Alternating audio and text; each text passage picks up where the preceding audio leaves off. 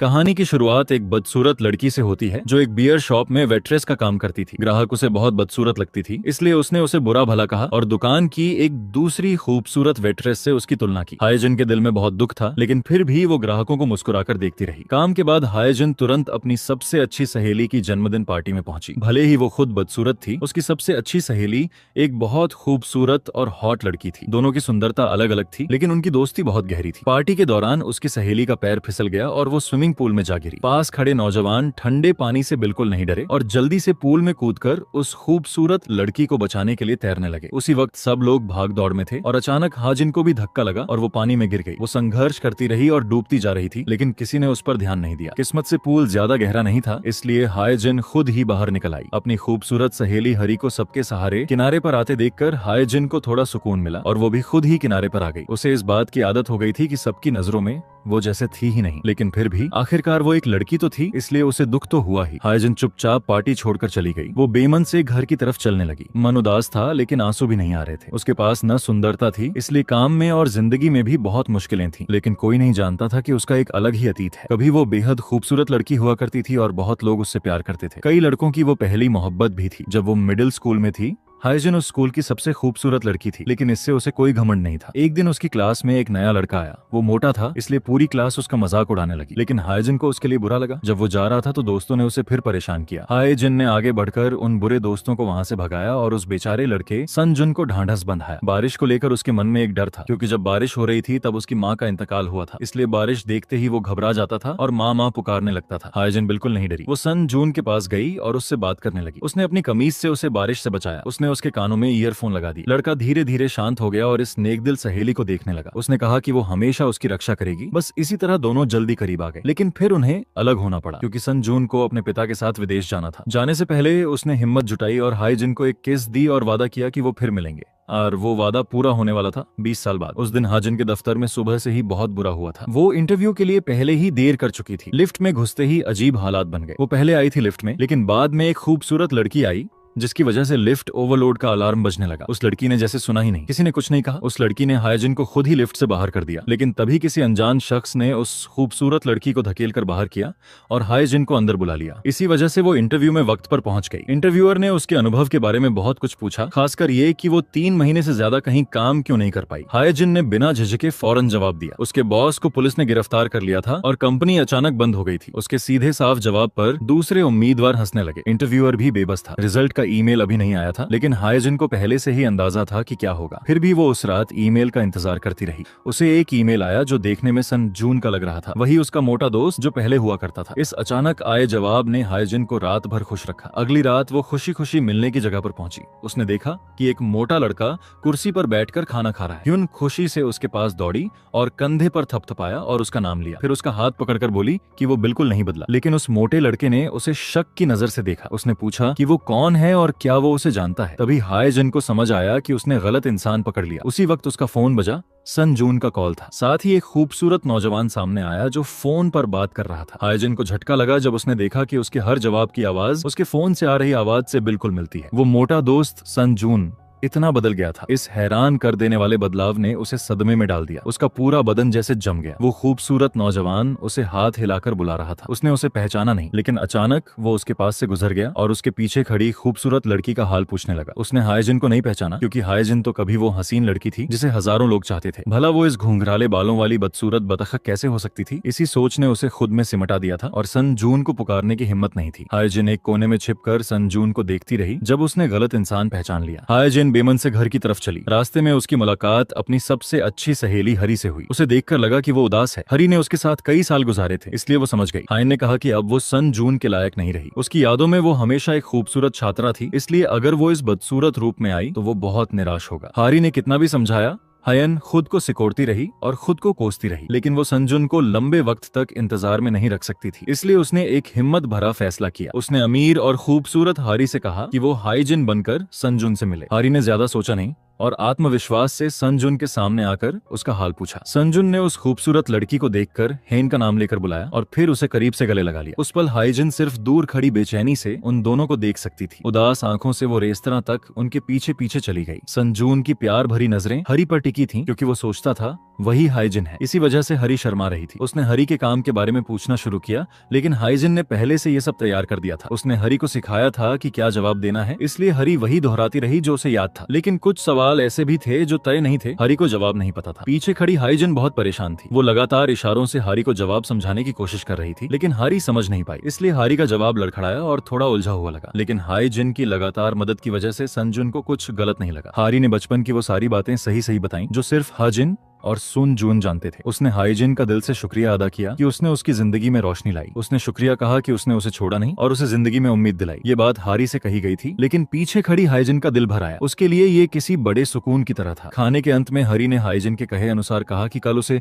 पढ़ाई के लिए विदेश जाना है और वो सन जून से अब नहीं मिल पाएगी। ये सुनकर सन जून उदास हो गया। उसकी पहली मोहब्बत से चंद घंटों की मुलाकात के बाद फिर जुदाई, ये उसके लिए मुश्किल था। हरी का काम हो गया था। वो जाने ही वाली थी कि उसने उसे वापस बुलाया। वो कुछ लाने के लिए दुकान की तरफ दौड़ा। उसने उसे एक तोहफे के डिब्बे में बड़े ध्यान से लपेटकर हरी को दिया। सन जून ने अपने हाथ साफ किए और अपनी पहली मोहब्बत से आखिरी बार हाथ मिलाना चाहा। अचानक उसने उसे कसकर गले लगा लिया। जाने देने का मन नहीं था। उस वक्त हाइजिन कोने में खड़ी उन दोनों को उदासी से देखती रही। घर लौटकर हरी ने सन जून का दिया तोहफे का डिब्बा खोला। वो एक छाता था। हाइजिन को हैरानी नहीं हुई। वो छाते का मतलब जानती थी। उसने हरी को बताया कि जब वो छोटी थी तो उसने अपनी रेनकोट से उसे बारिश से बचाया था और वादा किया था कि वो उसके लिए वो छाता बनेगी। शायद अब सन जून उसके लिए वो इंसान बनना चाहता था, लेकिन अब वो ये खुशी नहीं पा सकती थी। हायन कंप्यूटर के पास गई और बहुत देर तक सोचती रही, लेकिन फिर उसने सन जून का ईमेल डिलीट कर दिया। उसने उसे अपनी याद से भी मिटा दिया। अगली सुबह हायन उठी और फोन देखा तो पता चला कि उसका इंटरव्यू में चुनाव हो गया। अब वो बेकार नहीं थी। वो उस गर्व को लेकर कंपनी पहुंची और पूरी लगन से काम करने को तैयार थी। लेकिन जब वो पहली बार कंपनी पहुंची तो उसे बहुत हैरानी हुई। उसे पता चला कि जिस डिप्टी एडिटर के साथ उसे लंबे समय तक काम करना था वो सन जून था। एक बार जो किस्मत जोड़ दे उससे पीछा छुड़ाना मुश्किल होता है। हायन इतनी घबरा गई कि उसने मुंह ढककर सन जून की नजरों से बचने के लिए बाहर भाग गई। फिर वो एक चोर की तरह छुपते छुपते वापस आई और कांच के दरवाजे से उसे देखने लगी। वो उसे पहचानती नहीं थी,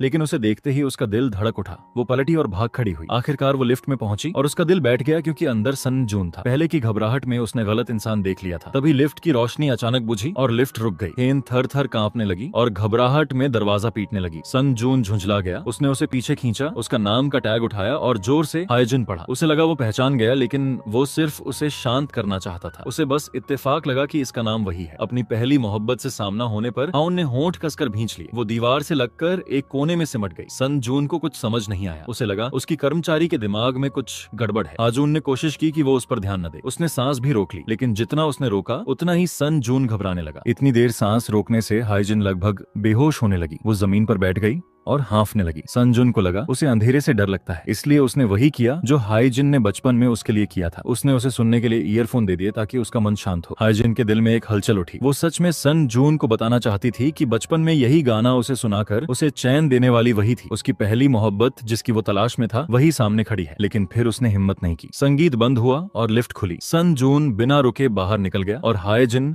अभी भी शांत नहीं हो पाई थी। हाइजिन का फैशन मैगजीन में पहला दिन शुरू हुआ। उसे और सन जून को साथ मिलकर काम करना था। काम के दौरान उससे बचना मुश्किल था। हाइजिन ने उत्साह से मॉडल का पसीना पोंछा, लेकिन उसे पता नहीं था कि उसके जूतों के निशान शूटिंग फ्लोर पर पड़ गए। सन जून की जोरदार डांट सुनकर हाइजिन को एहसास हुआ और वो माफी मांगती रही। सन जून ने उसके काम करने के तरीके पर कड़े शब्द कहे, जिससे वो गुस्से में आ गई। हाइजिन सिर झुकाकर चुप रही। उस वक्त वो बस वहां से भाग जाना चाहती थी। किस्मत से एडिटर इन चीफ आ गई और सबकी नजरें उस महिला की तरफ घूम गई। हाइजिन को लगा आज की आफत टली, लेकिन एडिटर इन चीफ ने उसे सफाई करते देखा और उसे पास बुला लिया। एडिटर इन चीफ ने उसके घुंघराले बालों की आलोचना की कि ये किसी मटकी जैसे लग रहे हैं और कोई सुंदरता नहीं है। हाइजिन ने धीरे से समझाया कि उसके बाल प्राकृतिक रूप से घुंघराले हैं। उसने जानबूझकर परम नहीं कराई। सन जून ने यह बात सुनी और बातचीत पर ध्यान देने लगा, क्योंकि उसकी पहली मोहब्बत के बाल भी घुंघराले थे। उसी बारिश वाले दिन उसे ये राज पता चला था। हाइजिन ने बताया था कि वो बस पानी में भीग जाए तो बाल घुंघराले हो जाते हैं, इसलिए वो भी सन जून की तरह बारिश से नफरत करती है। वापस वर्तमान में भले ही हाइजिन ने बात समझाई, एडिटर इन चीफ ने आलोचना जारी रखी। उस महिला ने हाइजिन के कपड़ों को भी पुराना जमाने का बताया। वो सिर झुकाकर चुप रही। वो एक फैशन मैगजीन में काम करती थी,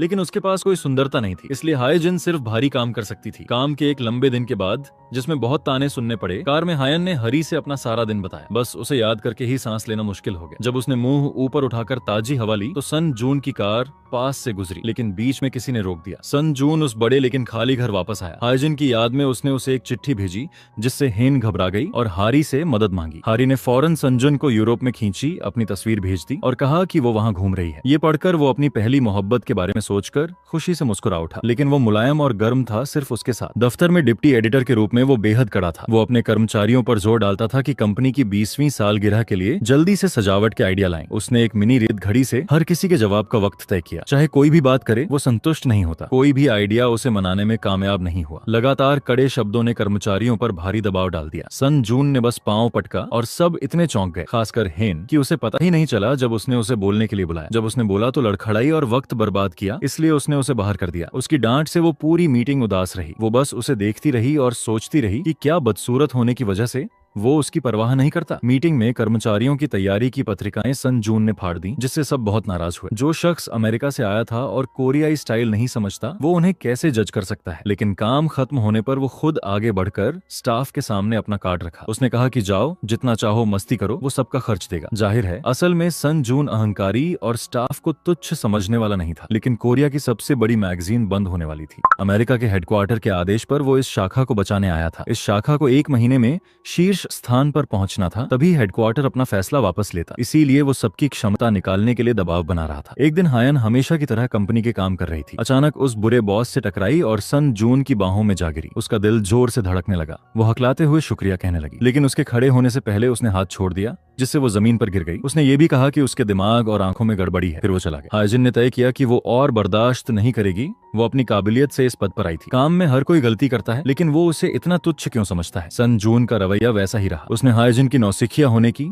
बोलने में हकलाने की, काबिलियत, अनुभव और काम करने के तरीके की आलोचना की। इसका नाम उसकी नेक पहली मोहब्बत जैसा है, इसीलिए उसने ध्यान दिया था। इससे हायजिन बहुत गुस्से में आ गई। उसने उसे नहीं पहचाना और उसे तुच्छ समझने की हिम्मत की। तो इस हाल में वो कंपनी नहीं छोड़ेगी। वो उसके पास हर दिन रहेगी ताकि उसे पागल कर सके। अगले दिन हायजिन बेधड़क कंपनी आई और सहकर्मियों के साथ अपने बॉस की आलोचना करने लगी। वो कह रही थी कि वो ज्यादा हैंडसम नहीं है, उसका स्वभाव अजीब है, मुंह हमेशा गुस्से में रहता है, इसलिए सच में उसके दोस्त नहीं होंगे। जी भरकर बातें करती रही। उसे एहसास नहीं हुआ कि सन जून उसके पीछे खड़ा था। जब वो पलटी और उसका चेहरा देखा तो जोर से चिल्ला उठी। जो सहकर्मी उसके साथ बातें कर रहे थे, वो अंधा आंख बंद करके वहां से खिसक गए। उन्होंने हायजिन को उस शैतान के साथ अकेला छोड़ दिया। सन जून ने परवाह नहीं की। वो उसके नीचे से कागज खींचे, धूल झाड़ी और चला गया। उस दिन वो किसी होटल में एक पार्टनर के साथ कारोबार की बात कर रहा था। तभी उसे अचानक हरी भी वहां दिखी। उसने उसका हाथ पकड़ा और पूछा कि वो विदेश क्यों नहीं गई। हरी ने जल्दी से सन जून को गले लगाया ताकि अपना नाम का टैग फेंक सके, लेकिन उसके सहकर्मी ने उसे उठा लिया। उस शख्स ने उसे बुलाया और वो डायरेक्टर थी, इसलिए वो सन जून से झूठ नहीं बोल सकती थी। हरी ने कहा कि वो सच में यूरोप गई थी, लेकिन अचानक यहाँ अच्छी नौकरी मिल गई, इसलिए कोरिया में रुक गई और सन जून को बताने का वक्त नहीं मिला। वो खुश था क्योंकि उसे हर्ष जिनसे अब अक्सर मिलने का मौका मिलेगा। ये सुनकर हरी डर गई। जैसे ही वो गया, उसने हायजिन को मदद के लिए फोन किया, लेकिन फोन उसकी सहकर्मी शिन्या ने उठाया। घर पहुंचकर हरी हायजिन का इंतजार नहीं कर पाई और उसे बता दिया कि विदेश पढ़ने का झूठ खुल गया। लेकिन हायजिन ने तब भी कसम खाई कि अब से वो उस बुरे सन जून से सब रिश्ता तोड़ेगी। उसने हरी को भी मना किया कि उसका नाम उसके सामने न ले। इससे हरी होटल वाली बात उसे नहीं बता पाई। हरी डरी हुई थी कि हायजिन नाराज होगी, इसलिए उसने यह मामला खुद सुलझाने की सोची। अगली सुबह सन जून ने दिन की शुरुआत की। वो काम में इतना डूबा हुआ था कि फूलदान का पानी कॉफी समझकर पी गया। जब वो लाल बत्ती पर रुका तो किसी ने कुछ कहा, हरी बत्ती है, चलो। वो चौंक गया क्योंकि ये बात उसे हायजिन की बचपन की बात याद दिलाती थी। सच में वो हायजिन ही थी क्योंकि वो उसी सड़क से गुजर रही थी, लेकिन दोनों ने एक दूसरे को नहीं पहचाना। सन जून को लगा शायद हरी यहाँ थी, इसलिए उसने फोन करके पूछा, लेकिन वो नहीं थी। दफ्तर पहुंचकर उसने फिर अपने कर्मचारियों पर नए आइडिया के लिए मीटिंग का दबाव बनाया, लेकिन कुछ भी उसे पसंद नहीं आया। तभी टीम लीडर ने हायन से प्रेजेंटेशन के लिए प्रोजेक्टर चालू करने को कहा, लेकिन घबराहट में उसने एलईडी लाइट सीधे सन जून के चेहरे पर मार दी। फिर दूसरी लाइट उठाई और फिर वही रोशनी उसके चेहरे पर पड़ी। बाकी सहकर्मी हंसी रोक नहीं पाए, लेकिन किसी तरह वो प्रोजेक्टर चालू करने में कामयाब रही। मीटिंग के बाद शिनुक को एहसास हुआ कि हैन डिप्टी एडिटर से बहुत डरती है, इसलिए वो रुककर उसे सिखाने लगा। इससे वो और भी घबरा गई, जिससे उसे लगा कि वो सच में बहुत प्यारी है। जब सन जून ने उसे आज की मीटिंग रिपोर्ट लाने को कहा तो हायजिन घबरा गई और दूसरे सहकर्मियों से मदद मांगने लगी। उसने उनसे कुछ जरूरी शब्द समझाने को कहा, लेकिन सब व्यस्त थे, इसलिए उसे बहुत सारी गलतियों वाली रिपोर्ट लेकर जाना पड़ा, जिसकी वजह से सन जून ने उसे डांटा। उसने कहा कि उसकी समझ कमजोर है, जरूर किसी सिफारिश से नौकरी ली होगी। इस बात ने हायजिन को अंदर तक चोट पहुंचाई। उसने समझाया कि वो ब्रांच की एड मैनेजर के पद के लिए चुनी गई थी, लेकिन टीम लीडर ने उसे मैगजीन रूम में भेज दिया। वो फैशन की भाषा सीखने की पूरी कोशिश कर रही है और सिफारिश से नहीं आई। सन जून को परवाह नहीं थी, वो सिर्फ पेशेवर लोगों के साथ काम करना चाहता था। अगर वो ऐसे ही रही तो वो उसे निकाल देगा। उसने उसने उसकी रिपोर्ट सीधे जमीन पर फेंकी और उसे भगा दिया। यहाँ तक कि बड़बड़ाते हुए बोला, ऐसे किस आदमी को यहाँ आने दिया? हेन को खुद पर तरस आया। उसे गोदाम में जाकर मीना के साथ सामान छांटना पड़ा, लेकिन उसे वहाँ के कॉस्मेटिक्स के नाम भी नहीं पता थे। सन जून से टक्कर भी हुई। उसने आउटफिट चेक किया और ऑफिस वापस लौट गया। ऑफिस में शिन हुक ने उसे बेवकूफ बनाया और उसका सिर नूडल के पैकेट से टकरा दिया। यहाँ सब उसे परेशान कर रहे थे। हाइजिन वापस एड मैनेजमेंट रूम में गई। उसने सोचा यहाँ रहना ठीक रहेगा, कम से कम यहाँ वो घर की सफाई कर सकती है, चाय बना सकती है, कुछ भी कर सकती है, बस उसे तुच्छ न समझा जाए। लेकिन आखिरकार मैनेजर ने उसे फैशन टीम में भेज दिया। थोड़ी देर बाद वो वापस आई और उसे फिर खींच कर ले जाया गया। उसे एक के बाद एक काम मिलते रहे। वो पूरे दिन चक्कर खाती रही जैसे कोई पिन ऑफ हील हो। देर रात जब काम से छुट्टी मिली, वो बस में ऊँघने लगी। बुजुर्गों को देखकर उसने अपनी जगह छोड़ दी। घर आकर वो हरी से मन की बात करना चाहती थी। सोचा सांत्वना मिलेगी, लेकिन हरी ने उसे ऐसे शब्द सुनाए जो उसे जगा गए। हरी ने कहा कि हर इंडस्ट्री की भाषा अलग होती है, इसे जिंदगी की भाषा से मिलाना नहीं चाहिए। उसने हाइजिन से कहा कि फैशन की दुनिया में काम करना है तो पहले खुद सीखो। बॉस का कर्मचारी को डांटना नॉर्मल है। वो हमेशा कहती है कि कोशिश कर रही हूँ, या बस सन जून को खुश करने की कोशिश कर रही है। लेकिन क्या उसने फैशन टीम में आने के बाद कोई मैगजीन खुद से पढ़ी, या बस दूसरों से पूछती रहती है? वो खुद को नहीं बढ़ाती, लेकिन दूसरों को जिम्मेदार ठहराती रहती है। इन बातों ने हाइजिन को रात भर जगाए रखा। फिर उसे एहसास हुआ कि वो गलत थी। उस रात उसने खुद पहल करके हरी की फैशन किताबों की अलमारी खोजी। उसने नोट्स वाली कोई मैगजीन देखनी चाहिए। तभी उसे पता चला कि हरी को पता था कि वो इस जगह आकर पढ़ेगी। उसने एक नोट छोड़ा था जिसमें उसे हौसला दिया था। हरी ने वादा किया कि वो उसे आगे बढ़ने में मदद करेगी। इसी तरह हाइजिन ने फैशन सीखने का सफर शुरू किया। काम पर जाना, रिसर्च करना, घर लौटकर रात को हरी के आउटफिट कोऑर्डिनेशन का ज्ञान सीखना। उसने कॉस्मेटिक्स के बारे में सीखा। राहगीरों को देखकर ब्रांड का नाम और कपड़ों का मेल अंदाजे से लगाने की प्रैक्टिस की। फैशन का ज्ञान मिलने से हेन की परफॉर्मेंस में काफी सुधार आया। वो अपने काम में ज्यादा आत्मविश्वासी हो गई। सख्त एडिटर इन चीफ ने भी उसकी तारीफ की। मीटिंग में मुश्किल शब्द सुनकर वो उन्हें अब समझ सकती थी। सन जून को दी गई रिपोर्ट भी काफी बेहतर हो गई, बस उसके हाथ पैर अभी भी लड़खड़ाते थे। शिनाया काम के बाद उसे लगातार तीखे चावल के केक खाने ले जाने की जिद करता रहा। हाइजिन को समझ नहीं आया कि वो उसके इतने करीब कब से हो गया, लेकिन आखिरकार वो मान गई। खाते वक्त शिनाया ने जानबूझकर घबराकर उस पर और हाइजिन पर चटनी गिरा दी। वो दिखाना चाहता था कि सिर्फ वो ही लापरवाह नहीं है, इसलिए उसे इतना उदास नहीं होना चाहिए। जब वो अपनी कमीज पर लगी चटनी पोंछने में व्यस्त थी तो उसे एहसास नहीं हुआ कि उसका फोन बज रहा था। दरअसल हरी को घर जाकर पिता का जन्मदिन मनाना था। वो घर गई, लेकिन उसके लिए ये सबसे ठंडी जगह थी। उसकी माँ का इंतकाल हो गया था और पिता ने दूसरी शादी कर ली थी। सौतेली माँ और सौतेले बच्चे के बीच कोई मेल नहीं था। उसकी सौतेली माँ ने उसकी असली माँ को बुरा भला कहा तो वो उसे उस बेशर्म औरत को डांटने से नहीं रोक पाई। लेकिन हरी को जो बात सबसे ज्यादा दुखाई वो ये थी कि उसके पिता ने उसकी बात नहीं सुनी, थप्पड़ मारा और सौतेली माँ से माफी मांगने पर मजबूर किया। वो निराश हो गई। उसने सॉरी कहा और वहाँ से चली गई। वो बाहर आकर हाइजिन को फोन किया। उसे उम्मीद थी कि उसकी सबसे अच्छी सहेली आएगी और उसकी बात सुनेगी, लेकिन कोई जवाब नहीं मिला। उस रात हरी का सन जून के साथ मिलना था ताकि सब खत्म करे, लेकिन अभी वो बहुत अस्त व्यस्त और अकेली थी, इसलिए वो अकेले पीने चली गई। सन जून काफी देर से मिलने की जगह पर था। उसने हरी को फोन किया तो पता चला वो बार में है। वो फौरन वहाँ पहुंचा। उसने उसे एक आदमी से परेशान होते देखा तो दौड़कर उसे रोका। सन जून ने हरी को उस पर भड़काने वाले शब्द कहे, जिससे उसने गुस्से में उस आदमी के सिर पर अनानास दे मारा। लड़ाई के अंत में उस आदमी का सिर जख्मी हुआ। हरी का हाथ छिल गया और सन जून के माथे पर भी थोड़ी चोट आई, क्योंकि उस आदमी ने उन्हें एस्ट्रे से मारा था। हरी को बहुत अफसोस हुआ कि उसकी वजह से उसे चोट आई, लेकिन वो उसकी ज्यादा परवाह कर रहा था। हिन को मैसेज मिला और वो बार में दौड़ी। उसी वक्त सन जून हरी को अस्पताल ले गया। उसने ध्यान से कॉटन स्वाब लेने सुविधा स्टोर से गया और फिर उसे उनका पुराना परिचित खाना खिलाने ले गया। भले ही उसे वो यादें नेकी नहीं थी, वो खाना सच में स्वादिष्ट था। उसने सन जून को सुना जो अपना बुरा अतीत और हाइजिन के आने से मिली खुशी की बात कर रहा था। इससे हरी का दिल न चाहते हुए भी उससे रिश्ता उस दिन खत्म करने का इरादा कमजोर पड़ गया। उसकी वजह से वो जख्मी हुआ था, इसलिए फिलहाल उसने जुदाई की बात नहीं कही। उसी रात से हरी का दिल सन जून की उस नेकी से थोड़ा थोड़ा डोलने लगा। अगली सुबह सन जून अपनी पसंदीदा दुकान पर कॉफी लेने गया। इस बार वेट्रेस ने पहले से फूलदान हटा दिया। सन जून जाने वाला था कि उसे अचानक हाइजिन की एक डायरी दिखी। दरअसल हाइजिन की छोटी बहन इसे वहाँ भूल गई थी और इत्तेफाक से उसी वक्त हाइजिन भी अपनी बहन से मिलने वहाँ आई।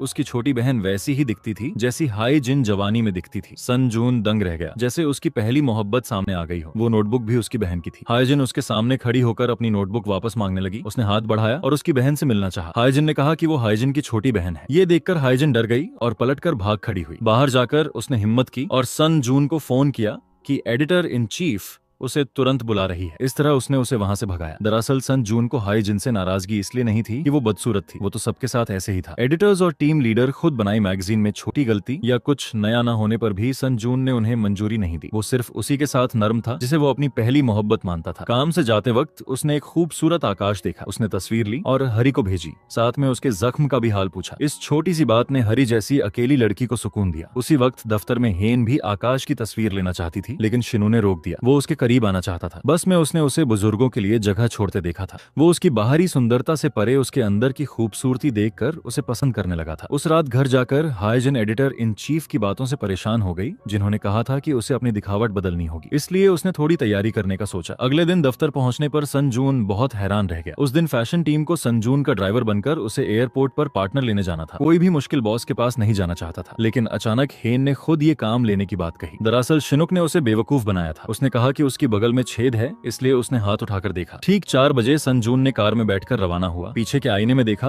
और चौंक गया। पूछा कि क्या उसके पास ड्राइविंग लाइसेंस है। हाईजन ने आत्मविश्वास से जवाब दिया कि थ्योरी में 100 में से 100 नंबर मिले। प्रैक्टिकल में थोड़ा डर लगा, लेकिन फिर भी पास हुई। उस बॉस से नफरत के बावजूद वो कोई मजेदार विषय छेड़ने की कोशिश करती रही, लेकिन उसने उसे नजरअंदाज किया, जिससे वो बहुत खींच गई। हाईजन ड्राइव कर रही थी, लेकिन सन जून ने उसे नहीं बताया कि कौन सा एयरपोर्ट था, इसलिए वो सबसे दूर वाले एयरपोर्ट की तरफ चली गई। जब तक पता चला वो हाईवे पर थे। वापस मुड़ने के लिए टोल बूथ तक जाना था, लेकिन आगे जाम था। एक मशहूर कलाकार को बुलाना था। इस बार मौका चूका तो दूसरा नहीं मिलेगा। ये जानते हुए कि गलती उसी की है, हाईजन तुरंत कार से बाहर निकली। वो सड़क किनारे एक खोमचे वाले के पास दौड़ी। उसने उससे कहा कि वो सन जून को पहले एयरपोर्ट ले जाए। सन जून के सोचने से पहले हाईजन ने उसकी टोपी उठाकर उस शख्स को पहना दी और उसे ले जाया गया। उस काबिल खोमचे वाले ने लंबे जाम में रास्ता निकाला और सन जून को वक्त पर एयरपोर्ट पहुंचा दिया। जब हाईजन एयरपोर्ट पहुंची तो सब ठीक हो चुका था। उसने राहत की सांस ली, लेकिन सन जून फिर भी गुस्से में था। उसने उसकी लापरवाही के लिए डांटा। हाईजन जम गई। उसने साफ साफ सन जून से पूछा था कि कहाँ जाना है, लेकिन उसने नजरअंदाज किया था। इसलिए हाईजन ने सन जून की कार का दरवाजा बंद कर रास्ता रोका और उस पर चिल्लाई। उसने कहा कि वो उस किस्म के इंसान से नफरत करती है जो दूसरों को थोड़ा कमजोर देखकर उन्हें तुच्छ समझने लगे। ये कहकर उसने दरवाजा बंद किया और 2 बड़े थैले चावल के केक लेकर खुद घर चली गई। उसकी पहली मोहब्बत ऐसा इंसान नहीं था। रात को हाईजन ने हरी को साथ पीने बुलाया। सिर्फ वो उदास नहीं थी, हरी भी उतनी ही उदास थी। आज उसके पिता माफी मांगने आए थे उस थप्पड़ के लिए, लेकिन उसके बाद उन्होंने हरी से कहा कि सौतेली माँ के साथ दिल खोल ले, क्योंकि वो बहुत संवेदनशील है। उसने कहा, पिताजी की दूसरी पत्नी इतनी संवेदनशील है तो मेरा क्या। उसने कहा कि जाइए, परिवार के साथ खाइए, एक बिगड़े बच्चे के साथ खाने से ज्यादा गर्मजोशी होगी। वापस फैशन कंपनी में बारिश जोर से हो रही थी, ठीक हायन और हरी की उदासी की तरह। हायन ने गलती से वो छाता उठा लिया जो सन जून ने हरी को दिया था। सन जून चौंक गया, लेकिन उसे इत्तेफाक लगा। हाय जिन को भी कुछ अजीब लगा और वो जल्दी से निकल गई। हरी पहले पब में जाकर इंतजार करने लगी। हरी को मैसेज नहीं मिला था। वो हकीकत से दूर भागने के लिए स्विमिंग पूल में डूबी हुई थी, लेकिन मन इतना भारी था कि उससे हल नहीं हुआ। इतना बुरा हाल था कि जिम में संजन से मिली तो उसने परवाह भी नहीं की, लेकिन वो अलग था। उसने देखा कि वो उदास है तो जिम छोड़कर उसके साथ गाड़ी में बैठ गया। सन जून हरी को पार्क में बैडमिंटन खेलने ले गया ताकि उसका मन हल्का हो। ये काफी कारगर रहा और उसे बहुत अच्छा लगा। उसकी लगातार ये परवाह उसे धीरे धीरे उससे जोड़ने लगी। हरी ने पहली बार अपनी माँ की याद खुलकर बताई। सन जून को भी वही दर्द था, लेकिन वो उससे उबर पाया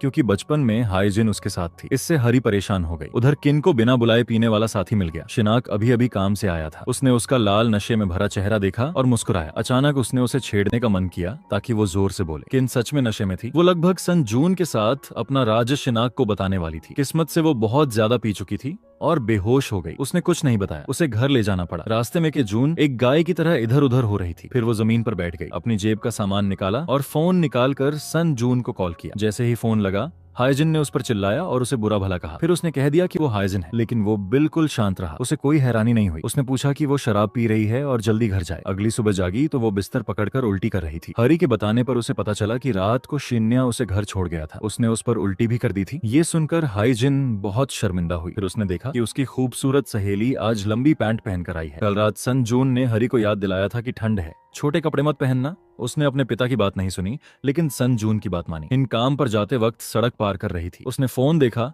तो पता चला कि उसने सन जून को कॉल किया था। जैसे ही शिनुक से मिली, उसने पूछा कि कल उसने डिप्टी एडिटर को कुछ कहा क्या। शिनाक ने अकड़ते हुए जवाब देने से मना कर दिया। उसने हाईजिन को मजबूर किया कि रिश्वत में 2 किम्पब खरीदे। तब शिनाक ने बताया कि कल उसने डिप्टी एडिटर को बुरा भला कहा था, इसलिए उसे जल्दी से फोन काटना पड़ा। ये सुनकर हे जेन को चैन मिला। अजीब बात यह है कि हाईजिन ने उसे गाली दी, फिर भी सन जून ने उदारता से नजरअंदाज किया। ये उसके हमेशा वाले सख्त रवैये से बिल्कुल अलग था। दरअसल उसे भी कल अपनी गलती का एहसास हुआ था। कॉफी पर वेट्रेस की बात सुनकर उसे समझ आया कि जब वो ध्यान में खोया हो तो कुछ नहीं सुनता, इसलिए गलत रास्ते जाने का कसूर भी उसका था, लेकिन उसने सब हाइजिन पर डाल दिया। उस दिन एडिटर इन चीफ ने एक मशहूर कलाकार के साथ मिलकर काम करने के जश्न में पार्टी रखी। सभी कर्मचारियों को भाग लेना था। सन जून पीना नहीं चाहता था, लेकिन एडिटर इन चीफ ने जबरदस्ती पिलाई। उन दोनों की इस जंग में सन जून ने तुरंत पूरा गिलास एक सांस में पी लिया। उसका चेहरा बिल्कुल होशमंद था। वो उठकर जाने लगा, लेकिन जब हाइजिन और शिनहू बाहर आए तो उन्होंने उसे फर्श पर बेहोश देखा। दोनों नेक लोग उसे उसके होटल ले गए। शिनुक प्यासा था, इसलिए उसने हाइजिन को सन जून के फ्रिज से पानी लाने को कहा। तब उसे पता चला कि फ्रिज में सिर्फ मिनरल वाटर भरा था। वो सन जून की चिंता करने लगी। वजन कम करने के लिए वो सिर्फ पानी पीता था। इसी सोच में हाउन को एहसास हुआ कि उसका फोन सन जून के कमरे में रह गया। उस फोन में उसकी और हरी की सारी तस्वीरें थीं।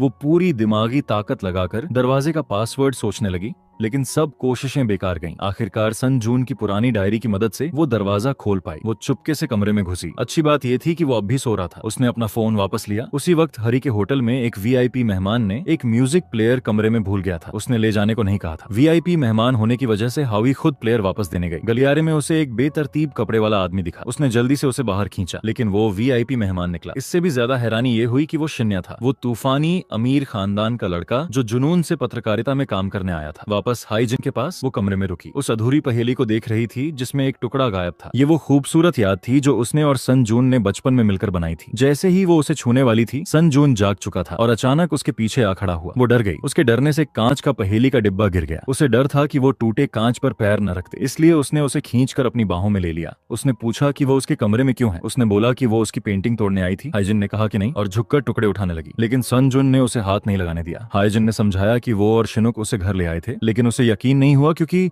अभी सिर्फ वही कमरे में थी। कुछ कहने से कोई फायदा नहीं था। जिनके पास पहले जाने के अलावा कोई चारा नहीं था, लेकिन बाहर निकलते ही उसे पता चला कि उसने सन जून का जूता पहन लिया था, इसलिए वो वापस जाने को मजबूर हुई, लेकिन उसने दरवाजा वजह बंद कर दिया। थोड़ी देर बाद एक चप्पल पेड़ की शाखे पर अटकाकर हाइजिन को वापस की गई। उसने भी सन जून को जूता लौटाया। शर्मिंदगी में उसने उसे कोसा भी कि एक गिलास पीकर बेहोश हो गया। तभी उसने दरवाजा और धमकी दी। वो भाग गई। उस दिन हाइजिन के माता पिता खाना बना रहे थे तो हरी उनके घर आ गई। खाना खाने के बाद हाइजिन अपने कमरे में गई और पुरानी चीजें देखने लगी। अचानक उसे बचपन की एक किताब में पहेली का गायब टुकड़ा मिला। जवानी की यादें लौट आईं। सन जून ने खुद उसे छाते के आकार का वो टुकड़ा दिया था। उसने वादा किया था कि जिस दिन वो लौटेगा वो उसकी छाता बनकर उसकी रक्षा करेगा, लेकिन अब एक ने कहने की हिम्मत नहीं थी, दूसरे को पहचान नहीं थी। वापस जाते वक्त हेन को एक सहकर्मी का फोन आया कि उसके लिए रिपोर्ट पूरी कर दे क्योंकि वो ब्यूटी रूटीन में व्यस्त है। हेन ने मान लिया, जिससे हरी बस यही चाहती थी कि उसे थप्पड़ मारे। जब हाइजिन का काम हो गया तो उसने सन जून के ऑफिस के पास जाकर झांका। गलती से उसने मैनेक्विन का हाथ तोड़ दिया। उसे नहीं पता था कि वो इतनी रात को दफ्तर में होगा। वो घबराकर अलमारी में छिप गई। इससे उसे पता चला कि अगर मोस्ट कोरिया मैगजीन जल्दी असरदार नहीं हुआ तो उसे बंद कर दिया जाएगा। अब उसे समझ आया कि सन जून सब पर इतना दबाव क्यों डालता था। वो बहुत सावधान थी,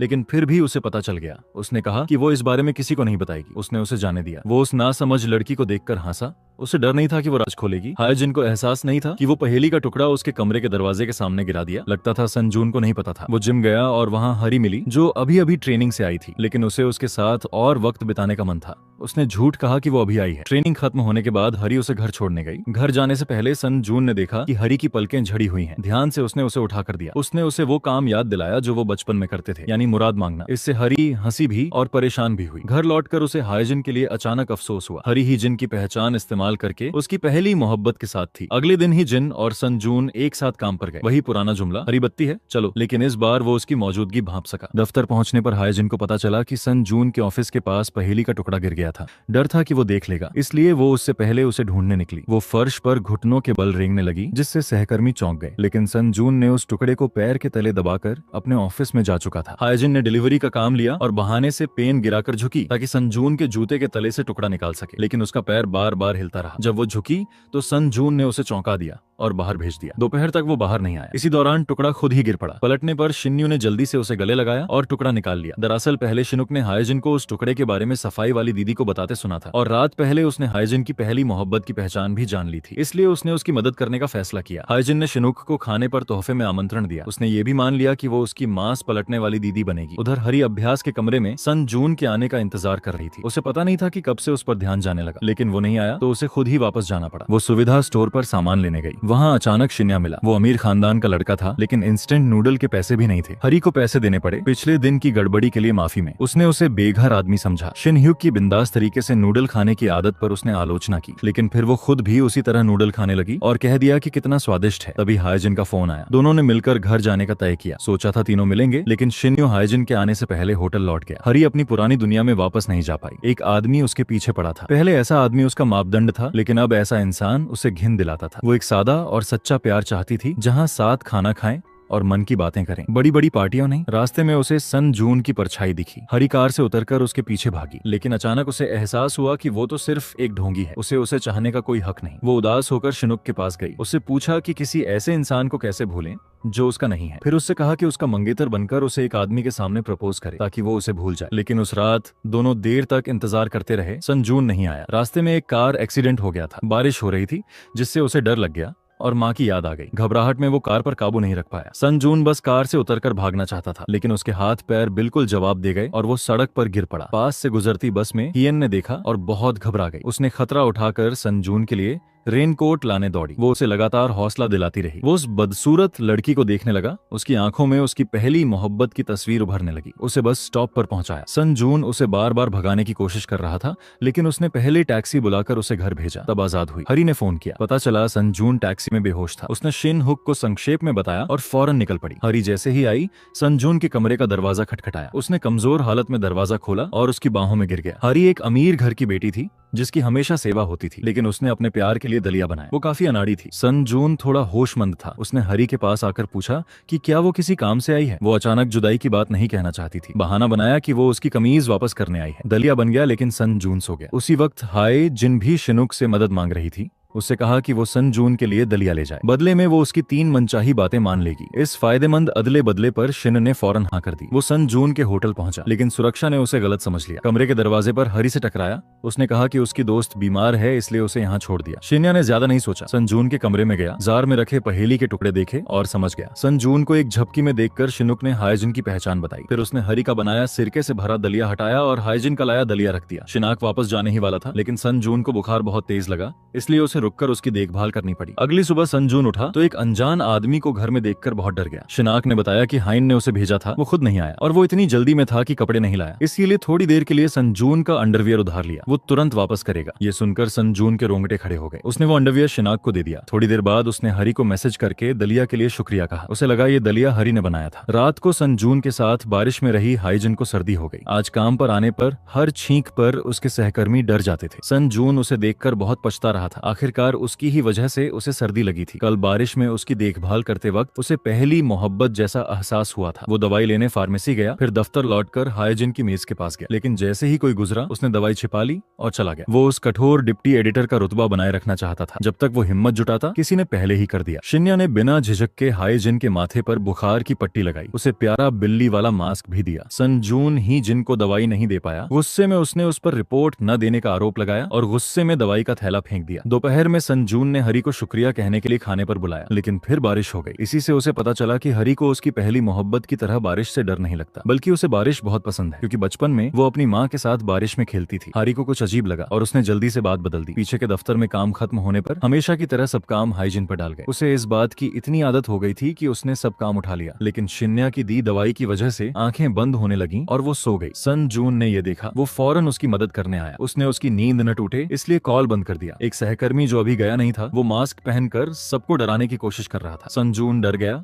और हाइजिन की गोद में जा बैठा। जब उसे होश आया तो वो अजीब हालत में था। वो समझाकर चला गया। वो खुद नहीं समझ पा रहा था कि उसका चेहरा अभी कैसा था। बस इतना ही नहीं, सन जून ही जिनके पीछे पीछे घर तक आया। वो बस में ऊँगती ही जिनको देखकर चैन से नहीं बैठ सका। उसी बस में चढ़कर उसके बगल में बैठ गया। चुपचाप हाइजिन को अपने कंधे पर टिक कर सोने दिया, लेकिन उसकी इज्जत बचाने के लिए उसने अपने चेहरे को अखबार से छिपा लिया। हाइजिन के उतरने का इंतजार करने के बाद वो चुपके से उसे देखता रहा। दरअसल बारिश वाले दिन हाइजिन की मदद के बाद से उसे वो जानी पहचानी लगने लगी थी। धीरे धीरे उसके दिल में उसके लिए कुछ उठने लगा था। जबकि हरी के साथ उसे बहुत अजीब लगता था, लेकिन हरी उससे प्यार करने लगी थी। उस रात उसने सुना कि अगर मोस्ट कोरिया मैगजीन 2 महीने में शीर्ष पर नहीं आई तो मैगजीन टीम भंग हो जाएगी। इसी वजह से सन जून को भी अमेरिका वापस जाना होगा। हरी बहुत खुश हो गई। वो शिन हो के पास मन की बात करने गई। उसे अभी नहीं पता था कि वो जिसे चाहती है वो सन जून है। उसने उत्साह से उसे सलाह दी कि प्यार में वो कमजोर नहीं थी, इसलिए एक बार दिल खोलकर जीना चाहिए। उसकी हिम्मत से हरी ने तय किया कि बचे 2 महीनों में वो खुद के लिए प्यार जीतेगी। घर पर उसे गलती से हाईजिन की मेज पर पहेली का गायब टुकड़ा मिला। संजून ने उसे जो पहेली की कहानी बताई थी वो याद आई। हारी ने खुद के लिए एक स्वार्थी योजना बना ली, लेकिन संजून का झुकाव हाईजिन की तरफ होने लगा था। मीटिंग में वो बिना जाने उसे टकटकी लगाकर देखने लगा। तभी कहानी में एक मोड़ आया। हारी ने उसे पहेली का गायब टुकड़ा दिखाया।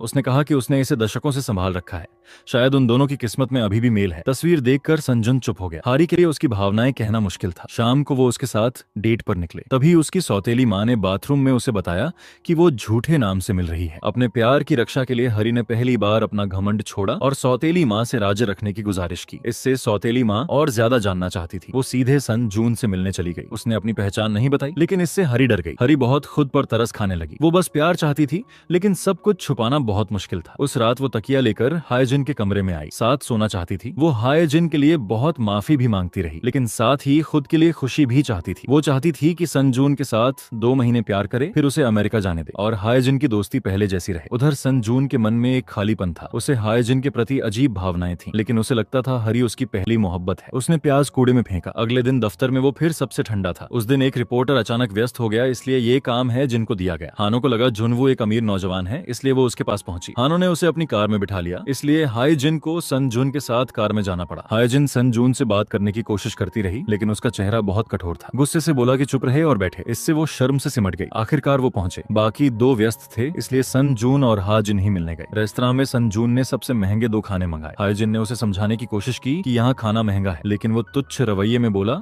कि वो चुप रहे और खाए, वो पैसे देगा। लेकिन उसे नहीं पता था कि उसका बटुआ दफ्तर में रह गया था। मालकिन ने उसे बिकनी के आकार का एप्रन दिया और वो उसे पहने मजे से बैठा था। हाईजिन को हंसी रोकना मुश्किल हो गया। खाना खाते खाते जब पैसे देने का वक्त आया तो उसे पता चला कि बटुआ नहीं है। उसने हाईजिन पर आवाज उठाई। अब उसे उससे पैसे मांगने पड़ेंगे, लेकिन हाईजिन के पास कम पैसे थे। मालकिन के बहुत स्वाइप करने के बाद भी 40,000 वॉन की कमी रह गई। संजून ने अपना महंगा रेशमी स्कार्फ गिरवी रखा, लेकिन मालकिन को फ्रेंच या अमेरिकी कलेक्शन से कोई मतलब नहीं था। उसे बस 40,000 वॉन कैश चाहिए था। संजून ने हानो को फोन किया, लेकिन उसने कहा कि वो रास्ता भटक गई है। दरअसल वो जूनवू के साथ खास पल बनाना चाहती थी। हाईजिन ने हरी को फोन किया, लेकिन उसने नहीं उठाया। हाईजिन ने शिनू को फोन किया। रिपोर्टर ने फोन उठाया, लेकिन जब हाईजिन ने बॉस को हालात समझाने दिए तो रिपोर्टर ने धोखा समझ लिया और पैसे भेजने से मना कर दिया। बॉस गुस्से में आया और मालकिन ने चाकू तेज करना शुरू कर दिया। दोनों ने समझ लिया कि पैसे नहीं है, इसलिए एक दिन मेहनत करने को तैयार हो गए। अब वो शानदार डिप्टी एडिटर इन चीफ बैंगनी पैंट और नीली कमीज पहने गाय का गोबर साफ कर रहा था। काम के दौरान दोनों अचानक एक दूसरे से टकराए और गोबर में गिर गए। संजून जाना चाहता था, लेकिन मालकिन की आंखों ने उसे रोका, इसलिए पूरे दिन उसे हाईजिन के साथ सच्चे किसानों की तरह मेहनत करनी पड़ी। आखिरकार काम खत्म हुआ। दोनों तख्त पर लेट गए। आज का आकाश बहुत खूबसूरत था, या शायद थकान के बाद काम खत्म होने से जिंदगी में मतलब दिखने लगा था। हाईजिन को अचानक लगा कि उसका कर्मचारी कार्ड गुम हो गया। वो गोबर के ढेर में कहीं गिर गया था। उसे ढूंढने के लिए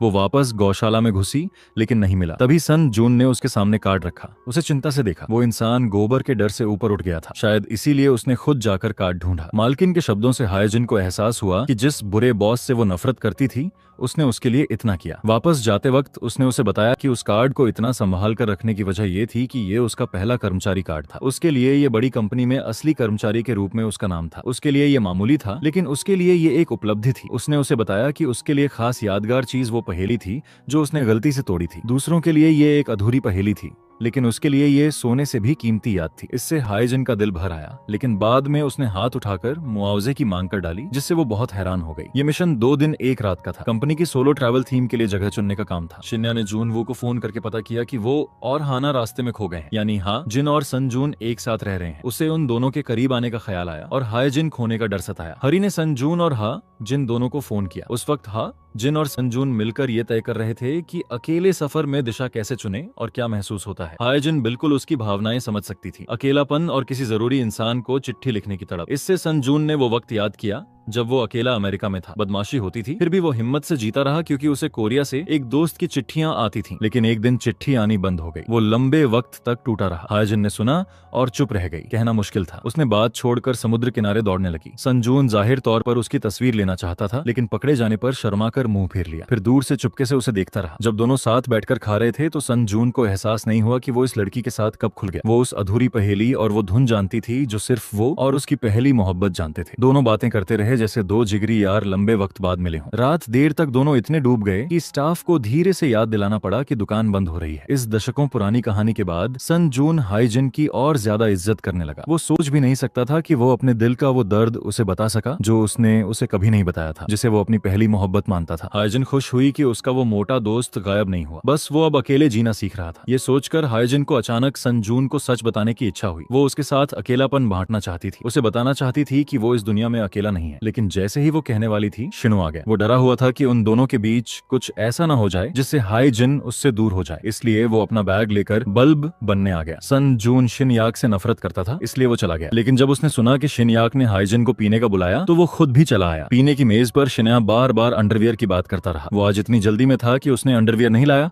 इसलिए सन जून का उद्धार लेता रहेगा। इससे सन जून बेबस हो गया और हाईजिन की हंसी नहीं रुकी। लेकिन न जाने क्यों शिनुक बार बार जानबूझकर हाईजिन के जिनके करीब होने की कोशिश करता था ताकि सन जून को जलन हो। भले ही गुस्से में था, सन जून को दिखावा करना पड़ा। जब श्याक ने हाईजिन के हाथ में एक नकली मकड़ी डाल दी और वो चिल्लाई तो सन जून से रहा नहीं गया। सन जून ने शिनुक के सिर पर मारा जिससे वो चक्कर खा गया। लेकिन बियर पीने से सन जून थोड़ा होश में आया और फिर बेहोश हो गया। शिनुक और हाईजिन को फिर उसे कमरे तक ले जाना पड़ा। जब वो सन जून को देख रही थी तो शिनुक ने आकर पाया कि सन जून ने चुपके से हाईजिन की तस्वीर ली। वो झुंझलाया और जॉगिंग करने निकला। कारोबारी दौरे के बाद वो दफ्तर वापस आया। सन जून अब सबसे ज्यादा मिलनसार था। उसने सहकर्मियों को सुबह नमस्कार भी कहा। इससे सब बेचैन हो गए। इसके उलट शेन ह्यूक को ये बिल्कुल पसंद नहीं आया। उस रात जब वो खाने गए तो हाईजिन ने उसे बताया कि वो सन जून को सच बताना चाहती है। इससे वो थोड़ा घबरा गया और उदास हुआ। उसने अपने खोए हुए कुत्ते की तस्वीर दिखाई। वो उसे बहन की नजर से देखता था, लेकिन वो हाईजिन को बहन की नजर से नहीं बल्कि उस कुत्ते की नजर से देखता था। शिनाक ने यह भी साफ कहा कि वो उसे पसंद करता है। उसे उसकी सच्ची ना समझ लेकिन नेक इंसानियत पसंद है। इससे है उलझन में पड़ गई और सोचा कि वो मजाक कर रहा है। जितना जोर से उसने कहा मुझे तुम पसंद हो, उतना ही ज्यादा वो भागना चाहती थी। उसी वक्त सन जून हरी के साथ चल रहा था। उसने उससे उदासी से पूछा कि अगर वो उसकी बचपन की दोस्त न होती तो क्या वो उसके साथ ऐसे ही चलता। ये सुनकर सन जून अचानक रुक गया। जवाब का इंतजार किए बिना उसने पलटकर उसके होंठों पर किस कर दिया और अपनी भावनाएं जाहिर की। ये नजारा शेनहू ने देखा। उसे अब पता चल गया कि हरी जिसे चाहती थी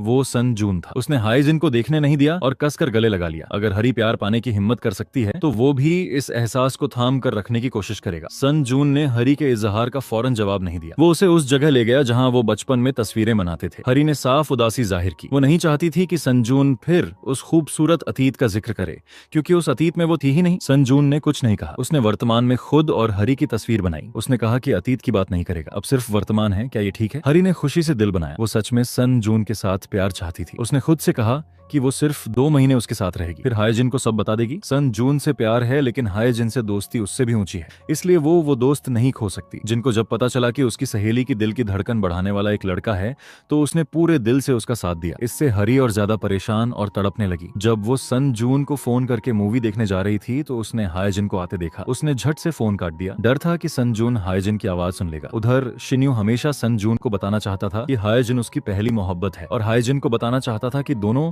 जिन्हें वो करीबी मानती है उन्होंने उसे धोखा दिया, लेकिन वो बोल नहीं पाया। जब उसका जूता टूट गया तो वो उसे घर तक उठाकर ले गया। रास्ते में उसने पूछा कि क्या वो सन जून के सामने अपनी पहचान बताकर अपना पुराना दोस्त पाना चाहती है या अपनी पहली मोहब्बत के साथ रहना चाहती है। हाईजिन को खुद नहीं पता था। जब वो हिचकिचा रही थी तो सन जून ने रास्ते में उन दोनों को देखा। वो देखता रहा और सामने वाली कार से टकरा गया। अभी उसकी भावनाएं क्या हैं, वो खुद किससे प्यार करता है, सन जून नहीं जानता। हाईजिन के लिए उसके मन में भावनाएं हैं, लेकिन ये सोचकर कि हरी उसकी पहली मोहब्बत है जिसने उसे जिंदगी में थाम रखा था, वो टूट जाता था। पिछली बार कार एक्सीडेंट के कारण वो देर से आया था, इसलिए मूवी नहीं देख सका। इस बार उसने एक खास थिएटर ढूंढा जो अभी भी वो आखिरी मूवी दिखा रहा था, लेकिन फिल्म के दौरान भी उसे खुशी नहीं हुई। उलटे जब लाल बत्ती पर रुका और हाईजिन ने कहा हरी बत्ती है चलो, तो उसका दिल अचानक उलझ गया। उसने उसे रोका। उसके मन में बार बार ये ख्याल आ रहा था कि वो उसकी पहली मोहब्बत है। आज हाईजिन ने तय किया था कि वो सन जून को सच बताएगी, लेकिन हेडक्वार्टर का दबाव और मैगजीन को बचाने का तनाव उसे हमेशा से ज्यादा चिड़चिड़ा बना रहा था। पोशाक देखभाल करने वाले ने गलती से गहना पहन लिया और कपड़े को छू दिया, जिससे वो पागल हो गया। डर था कि गहने से पोशाक फट जाएगी। उसने उसे भगा दिया। इंचार्ज ने ये काम हाईजिन को दे दिया। मैनेजर ने खास ताकीद की कि ये आगामी सालगिरह के लिए बेहद जरूरी डिजाइन है, लेकिन उसी वक्त उसकी सहकर्मी हेन ने उससे कार की चाबी निकालने में मदद मांगी। हायन को अजीब लगा, लेकिन फिर भी वो पोशाक वहां छोड़कर चली गई। जब मॉडल ने पोशाक पहनी तो उसमें गड़बड़ी आ गई। सन जून इतना गुस्से में था कि उसने हायन को निकाल दिया। हाईजिन रो पड़ी। वो आज अपनी सबसे अच्छी सहेली को वापस पाने वाली थी, लेकिन अब नहीं हो सकता था। तभी हाईजिन के जाने के बाद एक दूसरी लड़की फूट फूट कर रोई और मानी कि उसने नई पोशाक पहनने की चाहत में उसे फाड़ दिया। हाईजिन की गलती नहीं थी। सन जून ने एक लंबी सांस ली और चिल्लाने का मन नहीं रहा। प्यार से लेकर काम तक सब कुछ उसे थका रहा था। हरी का फोन आया, उसने उठाया भी नहीं। दरअसल उससे पहले शिनहुक गया था और हरी को बताया था कि हाइजिन उसे सच बताने वाली है। तब तक वो दोनों से हाथ धो बैठती, दोस्त भी और प्यार भी। इसलिए अच्छा होगा कि वो खुद पहले संजून को सब बता दे। इसलिए उस रात हरी उसे बार बार फोन कर रही थी कि खुद बताए, लेकिन संपर्क नहीं हो पाया। हरी ने हाइजिन को फोन किया। हाइजिन ने उदासी से कहा कि उसकी पहली मोहब्बत ने उस पर चिल्लाया और उसे भगा दिया। हरी ने कहा कि वो वहाँ है, अभी आती है। जब हाइजिन पहुंची, हरी सिर्फ रोते हुए उससे माफी मांग सकती थी। हाइजिन के नौकरी जाने की बात सुनकर शिन्यू उसके घर आया। उसने एक दिन के लिए उसे अपना असिस्टेंट बनाकर लैंडस्केप तस्वीरें खींचने ले जाने का प्रस्ताव रखा। वो मना करने वाली थी, लेकिन उसने तुरंत याद दिलाया कि उसने 3 शर्तें माननी है, साथ में अच्छी तनख्वाह भी। हाइजिन फौरन चली गई। पूरा दिन काम का बहाना था, लेकिन शिनहुक के साथ मजा आया। हाइजिन पर कोई दबाव नहीं था, डांट नहीं थी, लेकिन वो उससे प्यार नहीं कर सकती थी। काम पर जाते वक्त शिनुक ने संजून को हाइजिन के डिजाइन आइडिया दिखाए। सिर्फ उसकी सरल लेकिन रचनात्मक सोच ही उसे संतुष्ट कर सकती थी, लेकिन उसने उसे भगाया था। असल में वो एक समझदार इंसान था, तो हाइजिन के सामने वो अपना आपा क्यों खोता था? शिनाक ने पूछा कि क्या उसे वो पसंद है? संजून कुछ देर बोल नहीं पाया। फिर संजून ने शिनुक से पूछा, तुम्हारा क्या? शिनहू ने बिना झिझके कहा, मुझे हाइन पसंद है। फिर शिनहू ने संजून से कहा कि वो माफी मांगे और हाइजिन को वापस काम पर बुलाए। रात को संजून हाइजिन का आइडिया लेकर बस स्टॉप पर उसका इंतजार करने पहुंचा, लेकिन उसे दिखाने की हिम्मत नहीं थी। चुपके से उसके पीछे पीछे घर तक आया। उसे फोन करने का इरादा था, लेकिन एक छोटी सी आवाज भी उसे चौंका गई। वो एक कोने में छुप गया, लेकिन बहुत देर तक छुपे रहने से पांव दर्द करने लगे। लापरवाही में वो स्लाइड से नीचे गिरा, हाइजिन के सामने आ गया, इसलिए उसे बैठकर बात करनी पड़ी। उसने उसके नए और खुले आइडिया की तारीफ की और वापस काम पर आने को कहा, लेकिन उसने फौरन मना कर दिया। उसने कहा कि वो उसके आइडिया इस्तेमाल कर ले, लेकिन वो काम पर नहीं लौटेगी। वो माहौल उसका नहीं था। उसके साथ काम करने में बहुत असहजता थी, लेकिन असल में हाइजिन ने इसलिए काम मना किया था क्योंकि उसके पुराने डिपार्टमेंट हेड ने उसे दूसरी जगह लगवाने का वादा किया था। लेकिन अगली सुबह किसी ने फोन नहीं किया। हाइजिन ने डिपार्टमेंट हेड को फोन किया तो पता चला कि उसकी पोस्ट रद्द हो गई। वो रोना चाहती थी। कल उसने एसजे को मना किया था। अब वो जो जगह मिली थी वहां से भी हाथ धो बैठी। घर में चावल भी खत्म था। पिता की प्रिंटिंग फैक्ट्री में भी दिक्कतें थी। वो अपने माँ बाप के पास वापस नहीं जा सकती थी। जब हाइजिन उदास थी तो कम्युनिकेशंस मैनेजर ने कहा कि तीसरे पक्ष ने उसे रखने का इरादा बदल दिया। उसी वक्त संजून ने रोते हुए प्याज की तस्वीर भेजी और हाइजिन को उसकी देखभाल करने को कहा। इससे उसे हंसी आ गई। लगा जैसे उसने खुद एक फैसला कर लिया। थोड़ी देर बाद मोस्ट मैगजीन में हाइजिन के बिना काम उलझ गया और सब अस्त व्यस्त हो गया। सबको लगा कोई फोन नहीं उठाएगा, लेकिन एक परिचित आवाज आई, हाँ मैं हायन हूँ। वो एक बिल्कुल नए अंदाज में वापस आई, ज्यादा खूबसूरत और आकर्षक। सबको हैरानी हुई। इस परफेक्ट लुक के लिए हायन को काफी पैसे खर्च करने पड़े थे। उसने बाल ठीक करवाए, कपड़े खरीदे और मेकअप सीखा। सहकर्मियों ने उसे देखकर खुशी से गले लगाया। अब जो उसका नया रूप था उसकी तारीफ खुद एडिटर इन चीफ ने भी की। लेकिन शिनुक को पुरानी हाइजिन सबसे खूबसूरत लगती थी। बैठकर बात करने पर उसे पता चला कि वो वापस इसलिए आई ताकि पैसे कमाकर अपने पिता की प्रिंटिंग फैक्ट्री के लिए नया प्रिंटर खरीद सके। उसने संजून को अपनी पहचान बताने का जिक्र तक नहीं किया। आइडिया मीटिंग में उसने हिम्मत से अपनी राय रखी। मशहूर मॉडलों पर महंगे कपड़े डालने की जगह वो रोशनी उन साधारण लोगों पर डालें जो चुपचाप मेहनत करते हैं, जैसे कर्मचारी और लॉजिस्टिक्स टीम, क्योंकि वो भी असली सितारे हैं जो चमकने के लायक हैं। सबने बहुत जोश से इस आइडिया का समर्थन किया। यही संजून चाहता था। कई मीटिंगों के बाद आखिरकार उसने हाइजिन का आइडिया फाइनल किया। साधारण लोग भी अपनी जिंदगी के चमकदार मुख्य किरदार बनने के लायक हैं। मीटिंग के अंत में संजून ने उसकी नोटबुक और पुराना कर्मचारी कार्ड वापस किया। उसे उम्मीद थी कि वो उसके साथ और कंपनी के साथ लंबे वक्त तक रहेगी। उधर हरी अपनी भावनाएं और अपनी असली पहचान छुपाते छुपाते इतना दबाव झेल रही थी कि उसे पेट में तेज दर्द हुआ। वो सुविधा स्टोर में बेहोश हो गई, लेकिन किस्मत से शिनुक वहां था। उसे अस्पताल ले गया। डॉक्टर ने बताया कि दबाव की वजह से वो ठीक से खा सो नहीं पा रही थी। ये सुनकर शिनाक भी समझ गया। उसने धैर्य से हरी के जागने का इंतजार किया। हरी रोने लगी और बताया कि संजून उसकी भी पहली मोहब्बत है, क्योंकि वो पहला इंसान था जिसने उसके दिल को छुआ और उसने उसकी परवाह उसकी सूरत देखे बिना की। शिनाक ने हरी को शांत किया। कहा कि संजून सोचता है कि हरी उसकी पहली मोहब्बत है। हाइजिन उसकी सबसे अच्छी दोस्त है और संजून उसकी पहली मोहब्बत। हरी उनके बीच कैसे आए? लेकिन हर कोई खुशी चाहता है, खासकर वो लड़की जिसे सच्चा प्यार कभी नहीं मिला। वो घर लौटी और सोने की कोशिश में सब भुला दिया। जागने पर उसने देखा कि हाइजिन उसके लिए खाना बना रही है। बचपन में जब सौतेली माँ उसे बीमार देखती तो बस एक चेक फेंक देती थी, लेकिन हाइजिन की तरह कोई सच में उसकी परवाह नहीं करता था। हरी सिर्फ हाइजिन से लिपट सकती थी। उसने चुपके से खुद से माफी मांगी। उसने खुद से वादा किया कि वो संजुन के साथ सिर्फ 2 महीने खुशी लेगी। इस दौरान शिन्या ने भी हाइजिन का पीछा करना शुरू किया। उसे हाइजिन का वो थैला पसंद आया जिसमें उसका कर्मचारी कार्ड था, लेकिन वो थैला संजून का दिया हुआ था जो उसे वापस काम पर आने का स्वागत उपहार था। इसलिए उस रात वो एक बड़ा तोहफे का डिब्बा लेकर हाइजिन के पीछे पीछे आया। जोर से बोला कि ये उसका स्वागत उपहार है। इससे वो शर्म से लाल हो गई। उसने हाइजिन के कर्मचारी कार्ड की पैकिंग से अपने थैले की तुलना करते हुए कहा कि उसका ज्यादा बड़ा है, इसलिए ज्यादा सच्चा है। हाइजिन समझ गई, लेकिन वो लेना नहीं चाहती थी। इसलिए शिनाक ने पलटकर उसे पास से गुजरते कुत्ते को देने का नाटक किया। वो शर्माई और खुद उठाना पड़ा। मोस्ट मैगजीन का पहला बड़ा आयोजन आखिरकार आ गया। उस दिन कई मशहूर अभिनेता और मॉडल आए, लेकिन सन जून अभी तक नहीं पहुंचा था। जब हाइजिन मेजबान का रास्ता दिखा रही थी तो उसे पता चला कि बाहर जोरदार बारिश हो रही है, इसलिए वो देरी से आया। ये सुनकर वो सन जून की बहुत चिंता करने लगी। समारोह शुरू हुआ। एमसी ने मैगजीन स्टाफ की मेहनत की तस्वीरें दिखाई, लेकिन इस शुरुआती हिस्से के अंत में सन जून की अंग्रेजी में भाषण था और वो अभी नहीं आया था। जब सब परेशान थे तो एडिटर इन चीफ मंच पर आई। उसने अपनी अनोखी आवाज और अपने अंदाज से मंच को जीत लिया। उसे अंग्रेजी नहीं आती थी, इसलिए उसने स्टाफ को कहा कि अंग्रेजी सबटाइटल चलाए। एडिटर इन चीफ का भाषण बहुत हौसला देने वाला था। वो भी सन जून की तरह स्टाफ की मेहनत की कदर करती थी। इसी बीच सन जून किसी तरह बारिश से अपने डर पर काबू पाकर वक्त पर पहुंच गया। देखा कि एडिटर इन चीफ के भाषण पर दर्शकों का जोश देखकर उसकी चिंता थोड़ी कम हुई। एडिटर इन चीफ ने शानदार भाषण देकर सन जून से मिलने गई। उसने बार बार माफी मांगी और कुछ सफाई देने की हिम्मत नहीं कर पाया। उसे ऐसे देखकर उसने और कुछ नहीं पूछा और वहां से चली गई। सिर्फ हाइजिन ही सन जून की तकलीफ समझती थी, लेकिन उसे नहीं पता था कि वो किस हैसियत से उसे सांत्वना दे। वो चुपचाप उसके पास बैठ गई। हाइजिन आमतौर पर नरम थी, लेकिन जब सहकर्मियों ने सन जून को बुरा भला कहा तो वो गुस्से में खड़ी हो गई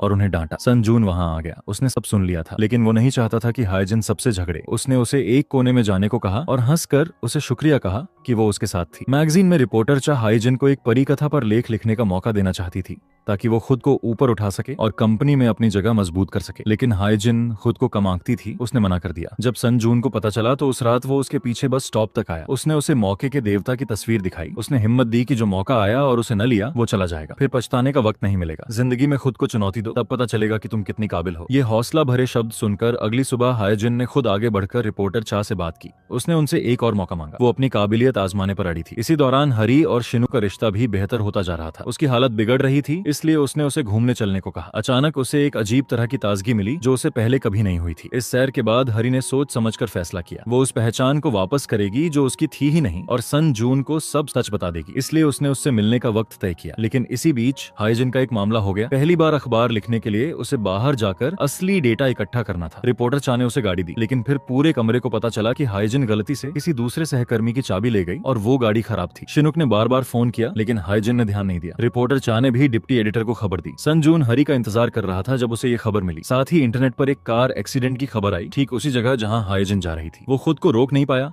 और मिलने की जगह छोड़कर वहां चला गया। जैसे ही हरी पहुंची उसे समझ नहीं आया क्या हो रहा है। हाथ में वो सच्चाई का खत था जो वो सन जून को देने वाली थी। शिन्हा ने अपनी बाइक सबसे तेज चलाई। सन जून ने भी गाड़ी तेज चलाई। जोरदार बारिश में मन में सिर्फ हाइजिन का ख्याल था। वो उसे अपनी ताकत देती है। शांत होकर वो एक्सीडेंट की जगह पहुंचा। बारिश के बावजूद वो बचाव दल से पूछने गया कि पीड़ित कौन था। अचानक पीछे से एक परिचित आवाज आई। उसका नाम लेकर सन जून पलटा। वो हाइजिन थी। किस्मत से वो सही सलामत थी। वो दौड़कर उससे लिपट गया। उसका दिल अभी भी तेज धड़क रहा था। कुछ कह नहीं पाया। ये नजारा शिनुक ने देखा जो बस एक कदम देरी से पहुंचा था। वो बहुत दुखी हुआ, लेकिन कुछ नहीं कर सकता था। दरअसल जो गाड़ी हाइजिन चला रही थी उसमें से धुआं निकल रहा था और इंजन काम नहीं कर रहा था, इसलिए उसे बाहर निकलकर पैदल मदद ढूंढनी पड़ी। वो सन जून से मिली और उसने गले लगाया, लेकिन ज्यादा चिंता हाइजिन को ही थी। वो बार बार सन जून से पूछ रही थी कि उसे कुछ हुआ तो नहीं। बारिश में खड़े होकर उसकी ये बात सुनकर सन जून बहुत हैरान हुआ। सिर्फ उसकी पहली मोहब्बत जानती थी कि उसे बारिश से डर लगता है। सन जून हकलाते हुए बोला कि उसे बारिश का ध्यान नहीं था, वो तो सिर्फ उसकी सलामती की सोच रहा था। हाइजिन उसके लिए छाता बन गई। शिन ह्योक ठंडी बारिश में खड़ा था। उसका दिल टूट रहा था। वो मुड़ गया। हीन सन जून की गाड़ी में वापस आई। उसने उसे कंबल से ढककर रखा, जिस तरह उसने अभी अभी उसकी परवाह की। यही जिन के लिए अनजाना था, लेकिन उस गले लगाने के बाद ही जिन ने तय किया कि वो सन जून को सच बता देगी। इसलिए जैसे ही वो घर के सामने आई, उसने गाड़ी लेकर उसके पीछे जाना शुरू किया। उसे उम्मीद नहीं थी कि जब वो पहुंचेगी तो वो सबसे दर्दनाक नजारा देखेगी। उसकी सबसे अच्छी सहेली ने उसकी पहचान से उसकी पहली मोहब्बत को धोखा दिया था। दो औरतों ने उसे धोखा दिया। हाइजिन के लिए ये झटका कम नहीं था। वो बेमन से सड़क पर चलती रही। भीड़ में गाड़ियों के हॉर्न बज रहे थे, लेकिन उसे कुछ सुनाई नहीं दिया। हाइजिन बस में बैठकर आखिरी स्टॉप तक चली गई। ड्राइवर ने बताया कि स्टॉप आ गया। उसने शिन को फोन किया। ये जगह कहाँ है? जिंदगी का मतलब क्या है? बस ये दो सवाल सुनकर शिन हुक्के फौरन उसके पास पहुंचा। वो बैठकर उसकी मन की बात सुनता रहा, फिर उसे घर उसकी मंजिल पर छोड़ा। लेकिन हाइजिन के लिए वो एक दोस्त था, ज्यादा से ज्यादा भाई। घर में उस सहेली का सामना करना था जिसने धोखा दिया। हाइजिन फिर भी शांत रही। उसने खुद से कहा कि हारी बहुत तकलीफ में है, इसलिए वो इंतजार करेगी जब तक वो खुद सब कबूल न करे। अचानक उसने देखा कि उसके पास पहेली के टुकड़े की असली कॉपी है। हारी ने संजन को जो टुकड़ा दिया था वो पिछले दिन की कॉपी थी। अब जब भी संजन को देखती है, हाइजिन का दिल शांत नहीं रहता। उसने शिनहू से कहा कि उससे दूर रहने के लिए उसके साथ बात करने का नाटक करे। साथियों के मीटिंग रूम में घुसने का इंतजार करके वो पीछे घुसी, क्योंकि उसे अकेले उसके साथ रहने का डर था। लेकिन मीटिंग में सन जून उसे टकटकी लगाकर देखता रहा। मीटिंग के मिनट जमा करने के बाद आमतौर पर सन जून उसे फौरन बाहर कर देता था, लेकिन आज उसने उसे रोका और मिनट पढ़ने का इंतजार करने को कहा। वो और करीब आया और उसकी कुर्सी थोड़ी ऊंची कर दी, लेकिन ये थोड़ी ज्यादा ऊंची हो गई। जब भी हाइजिन ने सन जून का चेहरा देखा, उसे वो गले लगाने का नजारा याद आ गया। वो काम छोड़कर भागना चाहती थी, लेकिन जितना वो बचती उतने ही मिलने के मौके आते। एडिटर इन चीफ ने उसे काम दिया कि सीधे सन जून के घर उसका सूट पहुंचाए। अगले हफ्ते मेहमानों के लिए वो उसे पहनना चाहती थी, हायन नहीं करना चाहती थी,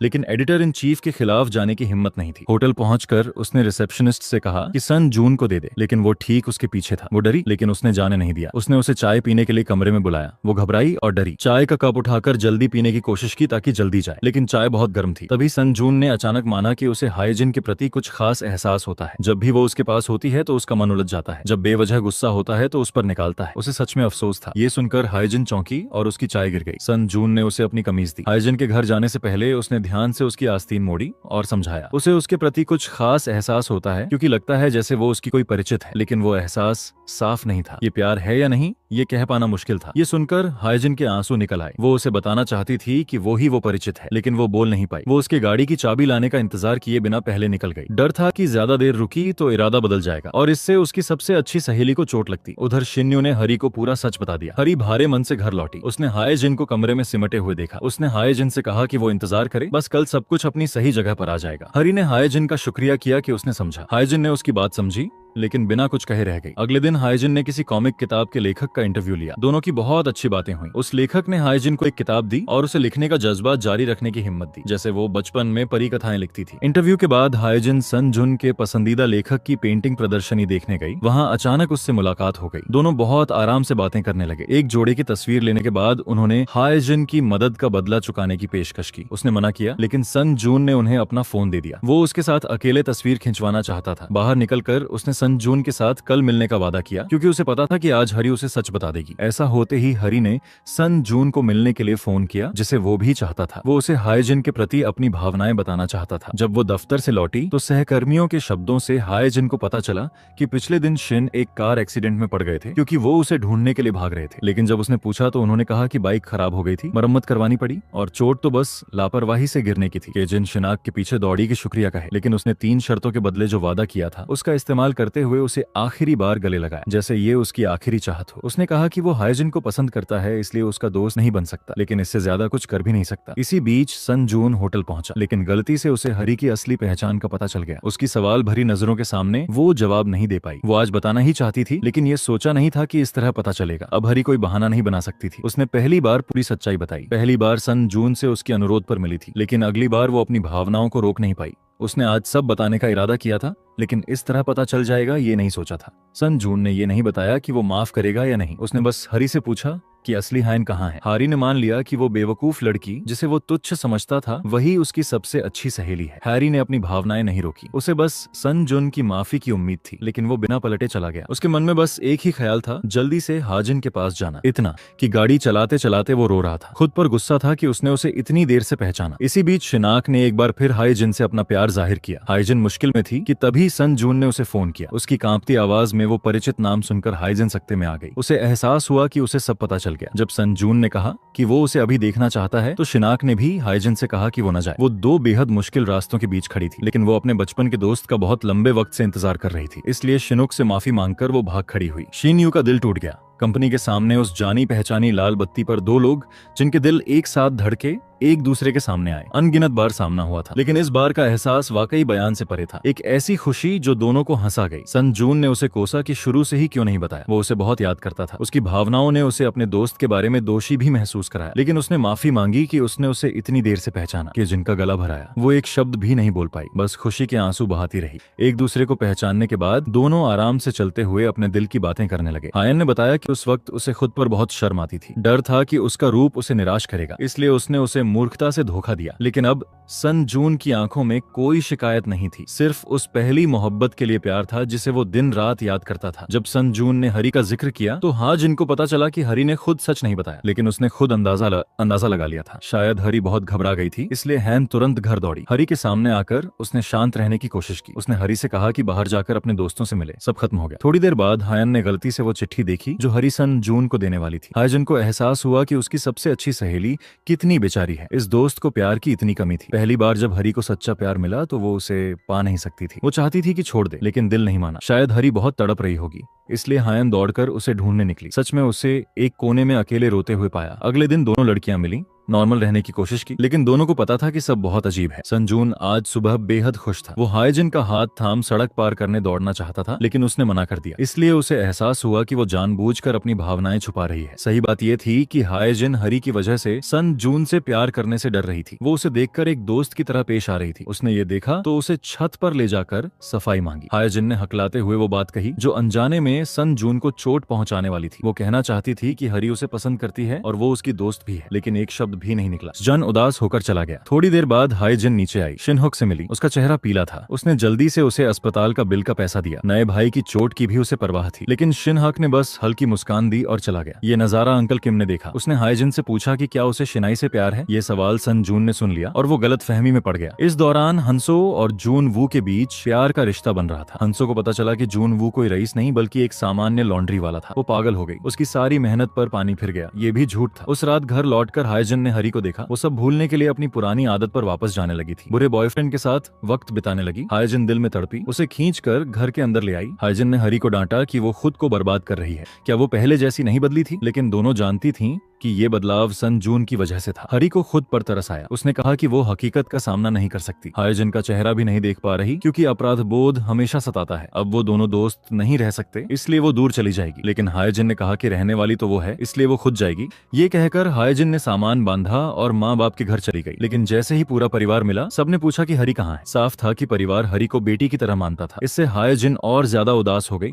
लेकिन उसे नहीं पता था कि उसी वक्त संजून ने उसकी छोटी बहन को फोन किया। उसकी बहन ने उसे पता बता दिया। वो आ गया। जब वो करीब के दोस्त थे तो हाइजिन के माता पिता संजून से अनजान नहीं थे। बस उन्हें लगा कि वो और भी हैंडसम हो गया है और वो घबराई हुई थी। संजून ये देखकर और ज्यादा मजे लेने लगा। उसने हाइजिन के माता पिता को बताया कि उनके बीच रिश्ता बढ़ रहा है। इससे दादाजी बहुत खुश हो गए। अपनी पत्नी से धीरे से कहा कि जल्दी से पिछले साल बनाई शराब निकालें, होने वाले दामाद को पिलाएं। हालांकि ससुर के वचन के खिलाफ जाना मुश्किल था, इसलिए संजून को वो शराब पीनी पड़ी। 3 सेकंड बाद वो मेज पर ढेर हो गया। हाइजिन को उसे घर पर ही रात गुजारनी पड़ी। मिस्टर और मिसेज किम अपने होने वाले दामाद को बड़े ध्यान से देखने लगे। उन्होंने तारीफ की कि वो बहुत सुंदर और तेज दिखता है, उनकी बेटी के लिए एकदम सही। हाइजिन ने माँ बाप को कमरे में जाने पर मजबूर किया। जब वो गए, हाइजिन अचानक बैठकर संजून का खूबसूरत चेहरा देखने लगी। उसी वक्त वो अचानक जाग गया। दोनों असहजता में घिर गए। कुछ नहीं सूझा। बाहर जाकर उसने पूछा कि उसने उसके साथ ऐसा क्यों किया। उसकी हाइजिन के प्रति भावनाएं इसलिए नहीं थी कि वो उसकी पहली मोहब्बत थी, बल्कि पहचान से पहले भी वो उसकी हरकतों से दिल में हलचल महसूस करता था। हाइजिन ने भारी मन से कहा कि हरी उसे बहुत पसंद करती है। हरी उसके लिए परिवार जैसी है। वो इस दोस्त को चोट नहीं पहुंचा सकती। संजून ने सुना और सीधे हाइजिन की आंखों में देखा। उसने साफ कहा कि वो सिर्फ उसे पसंद करता है, पहले भी और अब भी। अगर वो हरी को दे दे,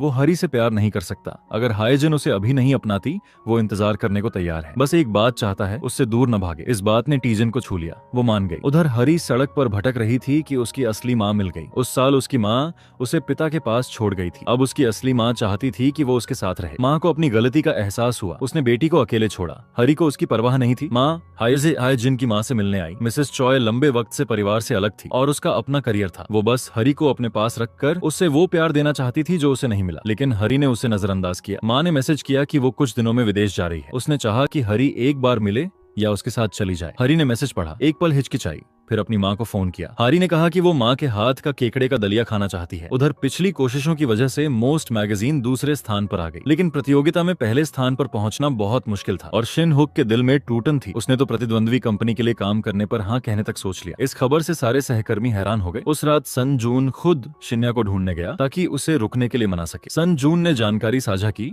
कि अगर मैगजीन आगामी 20वीं सालगिरह तक शीर्ष स्थान नहीं लेती तो बंद हो जाएगी, लेकिन शिनुक ने फौरन जवाब नहीं दिया। अगले दिन शिनुक काम पर नहीं आया। हायन चिंता से उसके होटल पर फोन किया, लेकिन रिसेप्शनिस्ट ने पलटकर पूछा कि क्या उसे पता है हरी कहाँ गई। हरी ने होटल की नौकरी छोड़ दी और सबसे संपर्क तोड़ लिया। ये सुनकर हेन घर की तरफ दौड़ी, लेकिन हरी नहीं मिली। वो एयरपोर्ट की तरफ दौड़ी। अपनी सबसे अच्छी सहेली को मिस करने के डर से वो बैठकर रो पड़ी। तभी हरी वहां से गुजरी। हीजिन ने राहत की सांस ली और उसे गले लगाया। हरी ने बताया कि वो सिर्फ माँ को विदाई देने आई थी। वो यहीं रहेगी। वो सब ठीक करेगी जो ही जिनके साथ गलत हुआ। बस एक गले और एक वाक्य ने हरी और ही जिन की दोस्ती को पहले जैसा कर दिया। ही जिन ने पुरानी बातों की परवाह नहीं की और अपनी दोस्त को माफ कर दिया। उधर संजून एक थकान भरे दिन के बाद घर आया। उसका दिल बैठ गया क्योंकि शिनुक बिना कपड़ों के एक तौलिए लपेटे उसके सामने खड़ा था। शिन्या ने इस जगह को अपना घर ही मान लिया था। उसने संजून के बाथरूम की भी तारीफ की और कहा कि वो अक्सर यहाँ नहाने आएगा। संजून बहुत नाराज हुआ, लेकिन कर कुछ नहीं सकता था। दरअसल शिन्या मोस्ट मैगजीन के लिए शीर्ष बिक्री हासिल करने के नए आइडिया लेकर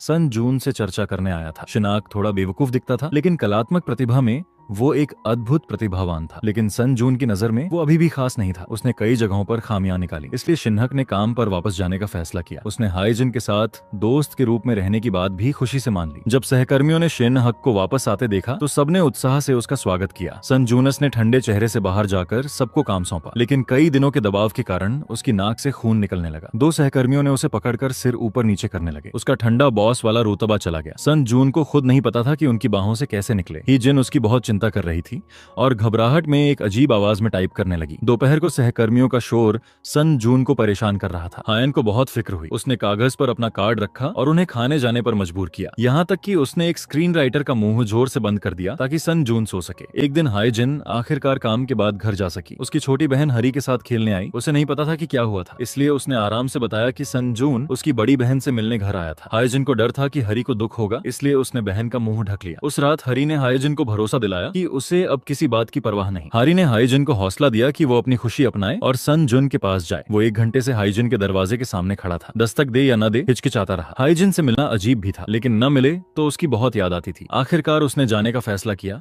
उसी वक्त हाईजिन ने खिड़की खोली, लेकिन एक पल की देरी हो गई और वो उसे नहीं देख पाई। अगले दिन हाईजिन हरी का दिया जूता पहनकर दफ्तर आई। उसने तय किया कि अब छुपेगी नहीं, लेकिन सन जून उस पूरे दिन बेहद व्यस्त था। हाईजिन बस सुनती रहती कि वो कहाँ है और उस तरफ दौड़ती, लेकिन हर बार एक कदम पीछे रह जाती। सुना कि वो पार्टनर को एयरपोर्ट लेने गया है, इसीलिए एयरपोर्ट भी दौड़ी, लेकिन फिर भी बस एक पल से चूक गई। हाईजिन अंदर सन जून का इंतजार करती रही। उसे पता नहीं था कि वो एयरपोर्ट के बाहर बेहोश हो गया था। देर रात दफ्तर के सहकर्मियों के शब्दों से पता चला कि सन जून बहुत ज्यादा काम करने की वजह से बेहोश हो गया और अब अस्पताल में है। वो दौड़ी, लेकिन टैक्सी नहीं मिली। किस्मत से शिनुक ने गाड़ी चलाकर उसे पहुंचाया। सिर्फ हाजिन अंदर गई। शिनु ने सच में उसे जाने दिया। वो दिल नहीं बांध सकता था जो उसका था ही नहीं। क्यून संजुन के अस्पताल के बिस्तर के सामने खड़ी थी। दिल भर आया। उसके चेहरे पर हाथ फेरा, तभी उसने उसे अपने पास खींच लिया। अब वो नहीं छुपी। उसने उसे कसकर गले लगाया। दोनों ने अपनी लंबे वक्त से दबी भावनाएं मान ली। संजून ने खुशी से हाइजिन के होंठों पर एक किस लगाई। उनके प्यार की शुरुआत हुई। लोगों के प्यार करने के तरीके बिल्कुल अलग होते हैं। संजून आमतौर पर गुस्से में रहता था, लेकिन आज जब वो दफ्तर आया और उसकी कमीज पर पक्षी की बीट पड़ी, वो फिर भी मुस्कुराया। दफ्तर आते वक्त कागजात में इतना डूबा था कि लिफ्ट के दरवाजे से सिर टकरा गया, फिर भी मुस्कुराया। ऑफिस पहुंचकर उसने सहकर्मियों को उत्साह से सुबह नमस्कार किया। सबको हैरानी हुई। सबने अनुमान लगाया कि उसकी गर्लफ्रेंड है, इसलिए जिंदगी से प्यार हो गया। इससे हाइजिन परेशान हो गई। कमरे में कागजात देने गई तो उसने ताकीद की कि किसी को उनके रिश्ते का पता न चले, वरना वो बहुत शर्मिंदा होगी। इससे संजून नाराज हुआ, लेकिन जो दिखाता था वो हाइजिन थी। पूरे दिन वो मुस्कुराते हुए नाचती गाती रही, जिससे सहकर्मियों को समझ आ गया कि उसे प्यार हुआ है। शाम को संजून हाइजिन को घर छोड़ने आया। उसने उसका हाथ थामा और जाने देने का मन नहीं था। ये नजारा उसकी छोटी बहन ने देखा। वो माँ बाप को बताने चिल्लाई। दोनों शर्म से लाल हो गए। संजून को हाइजिन के घर खाने पर बुलाया गया। सब इतने करीब थे कि साथ परिवार की तस्वीर खिंचवाई। संजून वापस काम करने जा रहा था कि गलती से हरी से टकरा गया। दोनों के बीच अभी भी बहुत कुछ कहना था, इसलिए उन्होंने बात करके सब सुलझाने का फैसला किया। संजून ने हरी को माफ किया। उसने उसे जाने दिया। हरी ने वापस हाइजिन को बताया। संजून ने दोस्त के रूप में उसे स्वीकार कर लिया। सब कुछ अपनी सही जगह पर आ गया। शाम को दोनों ने एक साथ वीडियो कॉल किया। हाइजिन के मुंह से अचानक निकल गया कि मछली के केक बहुत स्वादिष्ट हैं। 5 मिनट बाद अचानक संजून दरवाजे पर खाना लेकर आ गया। हाइजिन ने अकेले नहीं खाया। संजून की गाड़ी में बैठकर दोनों ने साथ खाया। खाने के बाद फिर खुशी से बातें होती रहीं। पता ही नहीं चला कि दोनों कब सो गए। काश सब ऐसे ही सुचारू रहता। लेकिन उस दिन अमेरिका से मैगजीन के लोग संजून से मिलने आए। उन्होंने दबाव दिया कि काम की गति और बढ़ाओ। अगर ये मैगजीन बंद नहीं हुई तो भी उस पर नाकामी का ठप्पा लगेगा। सारा दबाव संजून के कंधों पर था, लेकिन वो बाकी सहकर्मियों को नहीं बताना चाहता था। डर था कि वो भी दबाव से चले जाएंगे। लेकिन जून वू को कहीं से ये जानकारी मिल गई। उसने सहकर्मियों को बता दिया। रिपोर्टर छा दौड़कर कमरे में आई और संजून से जवाब मांगा। अब वो छुपाना संभव नहीं था। उसे लगता था छुपाने से सबको दबाव नहीं होगा, लेकिन उसे नहीं पता था कि उन्होंने अपनी जवानी के साल इस मैगजीन को दिए थे। अगर उन्हें पहले पता होता कि ये जल्दी बंद होने वाला है तो वो एक बार जी जान लगाते। संजून हमेशा अकेले काम करना चाहता था और स्टाफ पर निर्भर नहीं रहना चाहता था। रिपोर्टर चा बहुत नाराज हुई। सबने पीठ फेर ली, सिर्फ हिजन रुकी। उसने पूरे दिल से अपने प्यार को हौसला दिया। संजून को अपनी गलती का भी एहसास हुआ। वो सच में मनमाना और स्वार्थी था, लेकिन सच जानने के बाद सहकर्मी और एकजुट हो गए। वो एक बार हालात पलटना चाहते थे। पूरी ताकत लगाकर मोस्ट मैगजीन बचाने की कोशिश करते। किस्मत ने भी साथ दिया। उनकी मैगजीन एक मशहूर सितारे के पर्सनल पेज पर विज्ञापन के लिए संपर्क में आई। इससे व्यूज बहुत बढ़े। 20वीं सालगिरह के लिए ये बहुत अच्छा था। संजून ने हाइजिन से वादा किया कि अगर वो मोस्ट को सफलतापूर्वक बचाने में कामयाब हुआ तो वो उसे शादी का प्रस्ताव देगा। हाइजिन ने इंतजार करने का वादा किया। उसे यकीन था कि वो जरूर सफल होगा। हर खुशी के साथ जोखिम होता है। सबको लगा सब ठीक होगा, लेकिन जब संजून वापस आया तो पता चला कि उस मशहूर सितारे ने मन बदल लिया। वो सितारा चरस पीने के स्कैंडल में फंस गया था, इसीलिए उसने उनकी मैगजीन से इंटरव्यू रद्द कर दिया। सब हताश हो गए, अब किसी और मशहूर चेहरे को ढूंढना था। अंकल किम ने सुझाया कि कांग नाम के एक रहस्यमय लेखक को बुलाएं जिसकी किताबें देश विदेश में खूब बिकती हैं। लेकिन समस्या ये थी कि कोई नहीं जानता था कि कांग कौन है। सन जून उनके किताब के प्रकाशक से मिलने गया, लेकिन हैरानी हुई कि प्रकाशक को भी उस इंसान की पहचान नहीं पता थी, सिर्फ ईमेल से पांडुलिपि मिलती थी। सन जून ने प्रकाशक से कहा कि उनका ईमेल कांग को भेजे और जवाब का इंतजार करें। इंतजार में मोस्ट मैगजीन ने सबसे बुरी स्थिति के लिए भी तैयारी की। अगर कोई आकर्षक मेहमान नहीं मिला तो वो बेहतरीन लेखों से दर्शकों को जीतेंगे। सब देर रात तक काम करते रहे। सन जून ने खुद खाना मंगाया, इससे सब एकजुट हो गए। ये वो वक्त था जब सभी मोस्ट कर्मचारी पूरी ताकत से काम करते थे और सबसे ज्यादा खुश भी थे। हाइजिन की पहली खबर रिपोर्टर चा ने बहुत सराही। सब अपना पूरा दम लगा रहे थे। उन्होंने सब कर दिया जो कर सकते थे। अब अखबार छापने भेज दो और इंतजार करो। पूरी कोशिश करने के बाद सबने बाकी किस्मत पर छोड़ दिया। थकान मिटाने के लिए एक शाम मजे की। उस रात सब घर नहीं गए। दफ्तर में रुककर आपस में मन की बातें की। मोस्ट में आने के पहले दिनों की बातें, जवानी के साल जो उन्होंने इसे दिए। बातें करते करते सब बाहर गाना गाने निकले, क्योंकि शायद भविष्य में मैगजीन बंद हो जाए तो फिर नहीं मिल सके। सन जून सबके साथ नहीं गया। उसका मूड बताना मुश्किल था। वो चुपचाप दफ्तर में बैठा सब देखता रहा। हिजन आकर उसके पास बैठ गई। पूरी कोशिश करके थका हुआ सन जून बस चाहता था कि अपनी प्यार की गोद में एक नींद ले। बहुत जल्दी मोस्ट की 20वीं सालगिरह आ गई। उस समारोह में मैगजीन चेन के दूसरी पीढ़ी के निदेशक का भी ऐलान होना था। आनों को लगा वो जूनवू होगा, लेकिन जो सामने आया वो देखकर सब हैरान रह गए। वो अंकल किम था, वो साधारण मामा, लेकिन वो एक रईस खानदान के वारिस थे। उधर आखिरी पल में सन जून को कांग का जवाबी ईमेल मिला। वो अपनी सच्चाई जाहिर करने की इच्छा दिखाने के लिए मिलने की जगह पहुंचा। ये उम्मीद नहीं थी कि वो इंसान शिनु होगा। सन जून को उम्मीद नहीं थी कि वो मशहूर लेखक जो इतने लंबे वक्त से अनजान था, वो अंडरवियर के लिए लड़ने वाला निकलेगा। शिन्यू वैसे तो आना नहीं चाहता था, लेकिन सन जून और मोस्ट के स्टाफ की मेहनत देखकर उसका दिल बदल गया। उसने सन जून को मैगजीन में अपनी पहचान के बारे में एक्सक्लूसिव लेख छापने की इजाजत दी। लेकिन सन जून को साफ पता था कि शिनाक ने इतने वक्त तक अपनी पहचान क्यों छुपाई, या शायद वो दर्द बोलने लायक नहीं था अब, क्योंकि एक बंद होने वाली मैगजीन को बचाना था, लेकिन उसकी जिंदगी इससे बहुत मुश्किल हो जाती। इसलिए सोच समझकर सन जून ने शेनहू का इंटरव्यू मैगजीन में न छापने का फैसला किया। लेकिन जब पहली मोस्ट मैगजीन छपी तो उसमें शेनहू की तस्वीर और एक्सक्लूसिव इंटरव्यू था। सन जून बहुत उलझन में पड़ गया। उसने संबंधित लोगों से पूछा तो पता चला कि शिन्या ने खुद ऐसा करने को कहा। सहकर्मी अंकल किम की खबर से हैरान थे। अब अखबार पढ़कर शिन्या से भी हैरान थे। उन्होंने कहा, जिंदगी में कितने अनोखे मोड़ होते हैं। सन जून ने शिन्या से संपर्क करने की कोशिश की, लेकिन होटल ने बताया कि वो चेकआउट करके जा चुका है। उसने ये सब इसलिए किया था ताकि जाते जाते हाइजिन को तोहफा दे सके। अगर सन जून को कोई मुसीबत नहीं है तो हाइजिन उदास नहीं होगी। वो खुश रहेगी तो शिनुक भी खुश रहेगा। वो अमेरिका में अपने माँ बाप के पास जाने की तैयारी कर रहा था। जाने से पहले वो सीधे न्यूज रूम नहीं गया, बल्कि सबको वीडियो कॉल पर अलविदा कहा। शिनोक को हर सहकर्मी की खासियत याद थी। हर किसी की आदतें, शौक, खूबियां और कमजोरियां याद थी। आखिर में उसने सबका शुक्रिया किया उन दिनों के लिए जब वो सब साथ काम करते थे, और सबको अलविदा कहा। शिन्याक के आने और मोस्ट के सभी सदस्यों की मेहनत की वजह से उनकी मैगजीन पहले स्थान पर आ गई। अंकल किम ने सबको एक गोल्डन कार्ड दिया ताकि वो बढ़िया खाना खाएं। लेकिन जब सब खत्म हुआ तो हाइजिन के लिए भी वापस एड मैनेजमेंट रूम जाने का वक्त आ गया। सन जून को भी हेडक्वार्टर वापस बुला लिया गया। उस रात दोनों एक साथ घूमने निकले। उसने वादा किया था कि मोस्ट को सफलतापूर्वक बचाया तो वो शादी का प्रस्ताव देगा, लेकिन अब उसने सोचा कि पहले हेडक्वार्टर में सब ठीक करे, फिर सबसे अच्छे तरीके से प्रस्ताव देने वापस आए। हाइजिन को अपने प्यार की काबिलियत पर पूरा यकीन था। उसने इंतजार करने का वादा किया, चाहे जितना वक्त लगे। लेकिन सन जून चाहता था कि हाइजिन उसके साथ अमेरिका चले। उसी वक्त जिस बच्चों की कहानी लेखिका का हाइजिन ने पिछले दिन इंटरव्यू लिया था, उसने हाइजिन की प्रतिभा पहचान ली। वो लेखिका हाइजिन को अपनी कहानी लेखन टीम में बुलाना चाहती थी। यही हाइजिन का बचपन का सपना था। वो बहुत उत्साहित हो गई। सन जून ने देखा और अपनी गर्लफ्रेंड को अपने साथ आने की जगह अपने सपने को पूरा करने की सलाह दी। इससे हाइजिन बहुत उलझ गई। आखिरकार उसने यहाँ रहकर कहानी लिखने का जुनून आजमाने का फैसला किया। उसे उसके लायक बनना था। सन जून से शादी करने के लिए भी सन जून को अपनी गर्लफ्रेंड की भावनाएं समझ आईं। उसने उसे अंगूठी देकर पहले प्रपोज कर दिया। एक साल बाद जब वापस आएगा तो ठीक से प्रस्ताव देगा। हाइजिन के प्यार का साथ पाकर उसका आत्मविश्वास दोगुना हो गया। उसकी दोस्त हरी ने भी इस फैसले का समर्थन किया। अस्थायी तौर पर हाइजिन को एक साल के लिए हरी से दूर रहना था। वो लेखिका किम की कहानी लेखन टीम के साथ काम करने जाएगी। हाइजिन के जाने से एक रात पहले दोनों ने खूब मजे किए, फिर बैठकर पुरानी यादें ताजा की। उन्होंने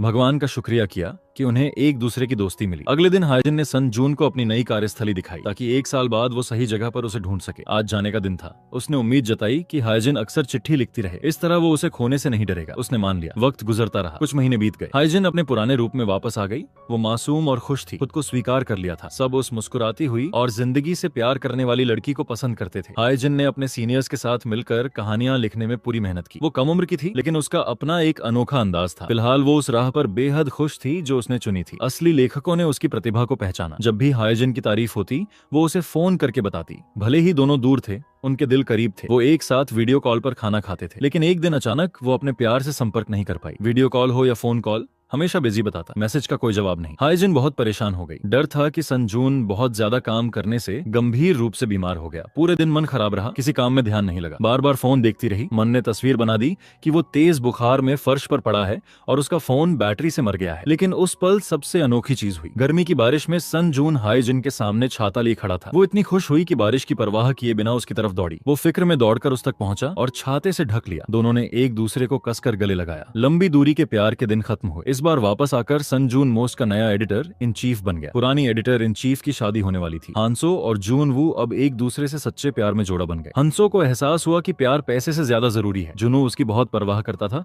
इसलिए उसने अमीर होने की सोच छोड़ दी और उसके साथ रह गई। उन्होंने भी इस साल शादी की योजना बनाई। इसके अलावा हरी ने कॉलेज जाकर अपना होटल खोला। एक छोटा लड़का उसके पीछे पड़ा था। उसकी सच्ची भावनाओं ने हरी को परेशान किया, लेकिन यही तो वो चाहती थी प्यार में। रहा शिनहुक तो वो अपने अनुभवों के सफर की कहानियां लिखता हुआ दुनिया घूम रहा था। उसने अभी भी वो ऊनी टोपी संभाल रखी है जो हाइजिन ने दी थी। वो उसके लिए दिल में छुपी एक खूबसूरत याद है। रहा हाइजिन का, उसने काफी तनख्वाह जमा करके पिता को दी ताकि वो नया प्रिंटर खरीद सकें। इससे उनके माँ बाप की आंखें भर आईं। उन्हें एहसास हुआ कि उनकी बेवकूफ बड़ी बेटी सच में बड़ी हो गई है। माँ बाप ने हाइजिन को अपनी 15 साल की बचत लौटाई ताकि वो शादी कर सके। इससे वो रो पड़ी। परिवार का प्यार हमेशा सबसे नेक और पवित्र एहसास होता है। लंबी मेहनत के सफर के बाद हाइजिन के सपनों और कोशिशों से बनी वो किताब छप गई। ये वो चीज है जिसे वो सबसे ज्यादा संभाल कर रखती है। उसकी खुशी दोगुनी हो गई क्योंकि अब सन जून के प्रस्ताव का सही वक्त था। हरी ने खुद अपने हाथों से हाइजिन के लिए हेडबैंड और शादी का फूल बुना। उसने अपनी दोस्त को खुशहाल जिंदगी की शुभकामनाएं दी। दुल्हन की जिंदगी के उस बड़े दिन हाइजिन अपना प्यार लेकर दूल्हे सन जून के साथ विवाह समारोह में पहुंची। वो आज सबसे खूबसूरत जोड़ा है। अगर जिंदगी कोई मॉल वाली फिल्म होती तो कुछ लोग सहायक किरदार होते और कुछ मुख्य किरदार, लेकिन असल में ऐसा नहीं होता क्योंकि हर इंसान अपनी कहानी का मुख्य किरदार होता है। जो भी हमारे साथ होता है या जो भी इंसान हमारी जिंदगी में आते हैं वो कीमती सबक लेकर आते हैं। इसलिए वर्तमान को संजोएं, अपने पास मौजूद दोस्तों और अपनों को संजोएं। फिल्म यहाँ खत्म होती है। अलविदा और फिर मिलेंगे अगले वीडियो में।